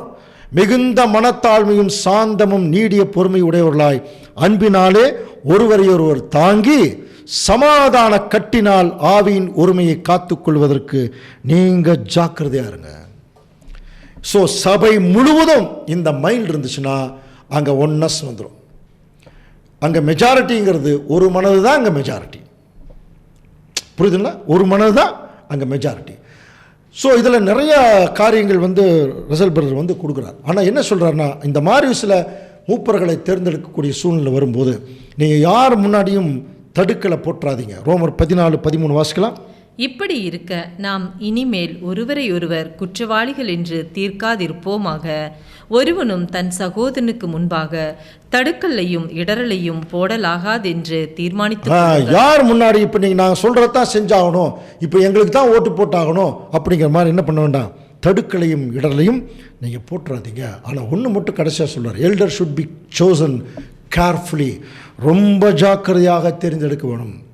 அந்த எல்டர்களுக்கு இருக்கக்கூடிய இன்னொரு குவாலிட்டி சொல்லும்போது, அவர்கள் தேவனுடைய பிள்ளைகள் மேலே அதிக அன்பு செலுத்தியிருக்கணும், நன்றி சொல்லுறவர்களாக இருக்கணும், சகோதர சகோதரிகளை பாராட்டுகிறவர்களாக இருக்கணுமா. அப்படி இருக்கிறவங்க தான் ஒரு எல்டராக இருந்து. அப்போ இதனுடைய டோட்டல் விஷயம் என்னென்னா தாழ்மை. ஒரு எல்டராக இருந்து அந்த காரியத்தை அவங்க செய்ய முடியும். அப்போது இந்த எல்டர் எலெக்ஷனில் ஒரு சில கருத்துக்களை நம்முடைய மூத்த சகோதரர் என்ன செய்கிறார் அப்படின்னா, அவருடைய கொஸ்டின் புக்கில் சில கேள்விகளுக்கு பதிலளிச்சிருக்கார். வாட் பாஸ்டர் ரசல் செட்னு ஒரு புஸ்தகம், அது சகோதரர் எல்லாருக்குமே தெரியும். அதுக்கு பேர் கொஸ்டின் புக்குன்னு சொல்லுவாங்க. அதிலிருந்து ஏறக்குறைய ஒரு 100-150 கொஸ்டின்களுக்கு விடை ஒரு 10 வருஷம் இல்லை 5 வருஷங்களுக்கு முன்பாகவே அது யூடியூப்பில் வந்திருக்கு. ஒருவேளை அதை யாராவது நீங்கள் கேட்கல அப்படின்னா, பைபிள் ஃபீஸ்ட் யூடியூப் சேனலுக்குள்ளே போய் பிளேலிஸ்ட்டு என்கிற ஒரு ஃபோல்டருக்குள்ளே போனீங்கன்னா, அங்கே வாட் பாஸ்டர் ரசல் செட்னு ஒரு ஃபோல்டரே இருக்கும். அதை ஓப்பன் பண்ணிங்கன்னா நிறைய கேள்விகளுக்குரிய விடை அதில் வந்துட்டுருக்கும். ஸோ அதில் இது கூட இருக்கலாம். பட் இப்போ நம்முடைய எக்ஸ்ட்ரா கொஞ்சம் அது அவர் சொல்லக்கூடிய பாயிண்ட் எடுக்கும்போது, எத்தனை எல்டர் இருக்கணும் அப்படிங்கிறதுக்கு அவர் டீட்டெயில் கொடுக்கல. ஆனால் ஒரு சின்ன க்ளூ கொடுத்துருக்கார். ஒரு 100 பேர் இருக்காங்கன்னு வச்சுங்களேன், ஒரு 6 பேர் எல்டராக நீங்கள் செலக்ட் பண்ணலாம். அதுக்கு ஒரு விளக்கம் கொடுக்குறார். ஒரு 100 பேர் இருக்கிறாங்கன்னா ஒரு ஏக்கு ஒரு 90 ஓட்டு, பிக்கு ஒரு 90 ஓட்டு, இப்படியே ஒரு 6 பேருக்கு மெஜாரிட்டி ஓட்டு வந்துருச்சுன்னு வச்சுங்களேன், அதில் 2 பேர் தான் செலக்ட் பண்ணப்படணும்னு ஒரு நியதி இருந்தால், நீங்கள் என்ன பண்ணுங்கள், அந்த 6 பேருமே நீங்கள் செலக்ட் பண்ணிக்கலாங்கிற. புரியுதுன்னா? சிம்பிளாக சொல்ல போனால் அந்த 6 பேருமே செலக்ட் பண்ணிக்கலாம். அது மட்டும் இல்லை, ரொம்ப முக்கியமானது பேஜ் நம்பர் 225 கொஞ்சம் கவனிங்க. What is the rule for the selection of elder and deacons கேட்குறாங்க கேள்வி. ஒரு மூப்பரை செலக்ட் பண்ணுறதுக்கும் ஒரு உதவிக்காரரை செலக்ட் பண்ணுறதுக்கும் ஏதாவது ரூல் இருக்கா அப்படின்னு கேட்கும்போது, பைபிள் கிவ்ஸ் நன் சொல்லிட்டார். வேதம் இதற்கு எந்த பதிலும் சொல்லலை. And no one else has a right to establish such a rule. யாருக்கும் பாருங்க இந்த மாதிரி ஒரு ரைட் கிடையாது ஒரு ரூல் கொண்டு வர்றதுக்குன்னு சொல்லிட்டார். அப்படின்னா சில ரூல்கள் எல்லாம் நாம் நம்முடைய ஒழுங்கிற்காக சபையில் சில ரூல்கள் வைக்கலாம். அது வேதத்தினுடைய அடிப்படைகள் இருந்துச்சுன்னா ரொம்ப சந்தோஷம். தனிப்பட்ட ஒருத்தருடைய காழ்ப்புணர்ச்சி, ஒருத்தருடைய ஐடியா அப்படி ஒரு ரூல் வைக்கும்போது அங்கே தான் அங்கே பிரச்சனை வரும். வேத வசனத்தின்படி சில ரூல் வைக்கலாம். ஆனால் ரசல் பிரதர் சொல்கிறார், அப்போக்கெல்லாம் ரூல் எல்லாம் ஒன்றும் வைக்கலைங்கிறார். அதனால தான் சில சஜஷன் கொடுக்குறாங்கிறார், இப்படி செய்யுங்கிறார். நிறைய பேர் எப்படி தெரியுங்களா, சில சபைகளில் ரசல் பிரதர் சஜஷனாக கொடுக்குறத அவர் இப்படி தான் சொல்லியிருக்காரு, இதை செஞ்சு ஆகணும்னு சொல்லி நிறைய பேர் என்ன பண்ணுறாங்கன்னா பாதாடுறாங்க. அப்படி இல்லாதவங்களெல்லாம் ரொம்ப தப்பாக சொல்லிடுறது. இவங்கெல்லாம் ரசல் பிரதர் சொல்கிறது கேட்கறது இல்லை. ஸோ இதெல்லாம் ரொம்ப தவறான விஷயம். எதையுமே சீர்தூக்கி பார்க்கணும். இது எது சரி எது தவறுன்னு சீர்தூக்கி பார்க்கணும். புரியுதுங்களா? அப்போ அன்புக்குரிய சகோதர சகோதரி, இதெல்லாமே கவனிக்கணும். ஒன் சைடு மட்டும் நம்ம என்ன பண்ணிடக்கூடாது, பார்த்துடக்கூடாது. அது மட்டும் இல்லாமல் ஒருத்தர் இதை செலக்ட் பண்ணுறதுல பேலட்டில் செலக்ட் பண்ணலாமா, அதாவது ஓட்டு சீட்டின் வழியாக செலக்ட் பண்ணுற பற்றி ஒரு கேள்வி கேட்கும்போது அதுக்கு என்ன சொல்கிறாருன்னா, நான் ஏற்கனவே சொல்லியிருக்கேன், வெளிப்படைத்தன்மை ரொம்ப முக்கியமானதுன்னு சொல்லியிருக்கேன். பட் இருந்தால் கூட, if the class decided to vote by ballot, நீங்கள் ஓட்டு சீட்டின் வழியாக நீங்கள் இப்போ செலக்ட் பண்ணலாம் நீங்கள் முடிவு பண்ணிட்டீங்கன்னா, it is not my business to override the class. அது என்னோட வேலை இல்லைன்ட்டார். ஒரு வேலை இல்லை, நீங்கள் வெளிப்படைத்தன்மையில் செய்கிறதுனா கூட அதுவும் என்னுடைய வேலை இல்லைங்கிற. ஆனால் வெளிப்படைத்தன்மைங்கிறது ரொம்ப முக்கியங்கிறத அவர் வலியுறுத்துறார். இதெல்லாம் தான் அவர் சொல்கிறார். இதெல்லாம் சஜஷனாக தான் அங்கே சொல்கிறாரு. அப்போது ஒரே ஒரு வசனம் கைதூக்கி அங்கே எல்லாரையும் செலக்ட் பண்ணோம் அப்படிங்கிற விஷயத்தில் இன்றைக்கு அதுதான் இன்றைக்கி பார்த்தீங்கன்னா ஒரு சில சபைகளில் அது ஒழுங்காக நடக்குது, ஒரு சில சபைகள் எப்படி நடக்குதுன்னே தெரியல. அது நிமித்தம் நிறைய பிரச்சனைகள், எலெக்ஷன்னாலே பிரச்சனை அப்படின்னு சொல்ல ஆரம்பிச்சிட்டான். ஸோ நிறைய கருத்து வேறுபாடுகள், உலகத்தார் எலெக்ஷன் பண்ணுற மாதிரியே சில எலெக்ஷன் நடக்கிற மாதிரியுமெல்லாம் சொல்கிறாங்க. கேன்வாஸ் பண்ணுறது, அதற்கான சில முயற்சிகள் ஈடுபடுறது. தேவன் நம்மை செலக்ட் பண்ணாதாங்க சில விஷயத்தில் தேவன் நம்ம செய்ய முடியும். அவர் மூச்சு கொடுத்தா தான் நம்ம உயிர் கூட இருக்க முடியும். அப்போ நம்ம என்ன செய்யணும், இந்த பொறுப்புகள் இதை எல்லாத்தையும் பெருசாக நினைக்காம, தேவன் நம்மளுக்கு இந்த ஊழியம் பண்ணுறதுக்கு ஒரு வாய்ப்பு கொடுத்தார் பார்த்தீங்கன்னா, அதை கடவுள் போட்ட பிச்சை மாதிரி நினச்சிட்டு மிக தாழ்மையோடு செஞ்சுட்டு போயிடணும்.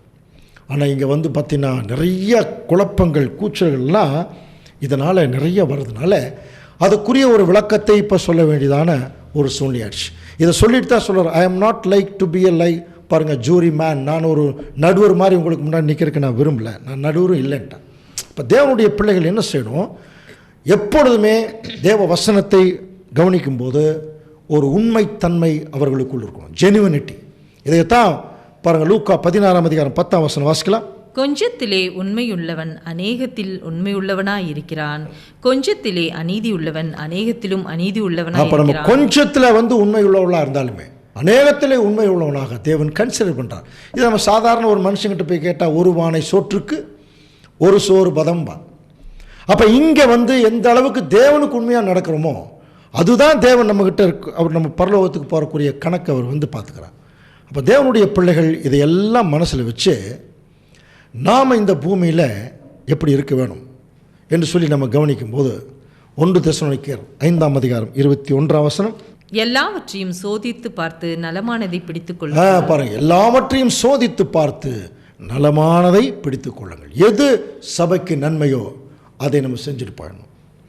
ஸோ அது இந்த எலெக்ஷன் அப்படிங்கிற விஷயத்துக்குள்ளே வரும்போது இப்படிப்பட்ட நடைமுறைகள் சபைக்கு ரொம்ப ஒரு ஒற்றுமையாக ஒன்றா இருந்து செய்கிறதுக்கு ஒரு வாய்ப்பு இருக்கும்போது அது ஒரு சந்தோஷ சமாதானத்தோடு போயிடும். இப்போ ஃபாரின்லாம் பார்த்திங்கன்னா அன்புக்குரிய சகோதர சொல்லு எப்படி தெரியுங்களா, இந்த மாதிரி எலெக்ஷன் எல்லாம் அவங்க எப்படி பண்ணுவாங்கன்னா, இப்படி ஒரு 10 பேர் சபையார் ஒன்று கூடுவாங்க. கூடிட்டு ஒரு பிரதர் மூத்தவர் எந்திரிச்சு கேட்பார், who is going to serve next year. இந்த வார்த்தையை பயன்படுத்துவார். Who is going to serve next year, who is going to be elder next year. இல்லை, யார் அடுத்த வருஷம் ஊழியம் பண்ணுறாங்க அப்படிங்கும்போது ஒரு சவுண்ட் மேபி தட் பிரதர் அப்படின்னு சொல்லும்போது ஓகே நோ ப்ராப்ளம், அவ்வளோதான், எலெக்ஷனே முடிஞ்சது. ஏன்னா அவங்களுக்கு ஏற்கனவே இந்த வசனங்கள் எல்லாம் தரவாக இருப்பாங்க, ரீப்ரிண்ட்ஸில் தரவாக இருப்பாங்க. ரொம்ப சிம்பிளாக 2 நிமிஷத்தில் இந்த எலெக்ஷன் முடிச்சுட்டு போயிடுவாங்க. தேர்ந்தெடுக்க முடியாதா? அப்போ தேவனுடைய திருச்சபையின் பிள்ளைகளை பற்றி சொல்லும்போது நாம் கூட எலெக்ஷன் நடத்துறதுக்கு 6 மாதம் 3 மாதம் அப்படியே இழுத்துட்டு இருக்கிறதுக்கு வாய்ப்பு. அப்படின்னா நம்முடைய மூத்த சகோதரர் சொல்கிறார், எ true new creation should be a decision maker அப்படிங்கிறார். ஒரு முடிவெடுக்கிற தன்மை, அதாவது அவசரப்பட்டு இல்லை, உறுதியாக. புரியுதுங்களா? அவசரப்பட்டு முடிவெடுக்கிற தன்மையில் உறுதியாக ஒரு முடிவெடுத்து அந்த உறுதியாக எடுக்கக்கூடிய தன்மையில் இருக்கணும். அதுக்கு வேத வசனம் அவங்களுக்குள்ள விதைக்கப்பட்டிருக்கணும். அப்போ தான் ஒரு முடிவெடுக்க முடியும். அப்போ தான் எல்லாவற்றையும் சோதித்து பார்த்து நலமானதை பிடித்து கொள்ள முடியும். பாருங்கள், அனைத்தையும் சீர்தூக்கி பாருங்கள் திருவள்ளுவர் சொல்லுது, நல்லதை பற்றி கொள்ளுங்கள், பொல்லாங்காய் தோன்றுகிற எல்லாவற்றையும் விட்டுருங்கிறார். அப்போ எந்த ஒரு காரியமாக இருந்தாலும் சரி, அது எலெக்ஷனே ஆனாலும் சரி, இப்போ நம்முடைய சபையில் இப்படிப்பட்ட நடைமுறைகளில் இந்த எலெக்ஷன் நடந்து ஒரு நல்லது நடந்து ஒரு நல்ல மூப்பர் செலக்ட் ஆகி அது மற்ற எல்லா சபைகளுக்குமே ஒரு முன்னுதாரணமாக இருந்தால் ரொம்ப சந்தோஷம். இதில் பக்குவம் இல்லாத கொஞ்சம் பேர், பக்குவம் உள்ள கொஞ்சம் பேர் கலந்து நிறைய கசகசன் ஆகி அது ஒரு மிகப்பெரிய பிரிவினை வரும்போது அது பொல்லாங்காய் தோன்றுகிற விஷயமா ஆயிடுச்சுன்னா அதை விட்டுருங்கட்டார். ஸோ அன்புக்குரிய சகோதர சகோதரர்களே, கடைசியாக ஒரு வசனம் வாட்சி முடிக்கலாம். யோவான் 3:21 வசனம் பாருங்கள். சத்தியத்தின்படி செய்கிறவன் எவனோ தன் கிரியைகள் தேவனுக்குள்ளாய் செய்கிறப்படுகிறது என்று வெளியாகும்படி ஒளியினிடத்திற்கு வருகிறான். அப்போ நம்ம என்ன செய்யணும், எந்த முடிவு எந்த காரியத்தை செய்தாலும் முதல்ல ஒளியினிடத்திற்கு வரணும், வேத வசனங்களுக்குள்ளே போய் பார்க்கணும். இந்த வசனங்கள் நமக்கு கைட் பண்ணுச்சுன்னா அந்த வசனங்களின் மூலம் நம்முடைய வாழ்க்கையை அமைத்து கொள்ளலாம். அந்த வசனங்களின் மூலம் ஒரு மூப்பர் செலக்ட் பண்ணப்படும் போது, ஒரு உதவிக்கார செலக்ட் பண்ணப்படும் போது அந்த சபை மெய்யாகவே தேவனுக்கென்று ஒரு நல்ல சபையாக உருவாகும். ஸோ இப்படிப்பட்ட அந்த நடைமுறையை நம்ம கேட்கும்போது இந்த நடைமுறைக்கேற்ப நம்மை பக்குவப்படுத்தி கொண்டோமானால் எந்த சபையிலும் எலெக்ஷன் நல்ல முறையில் நடைபெறதுக்கான வாய்ப்பு இருக்குது. தேவன் தாமே இந்த வசனங்களை நமக்கு ஆசீர்வாதமாக்கி தருவாராக. ஆமென்.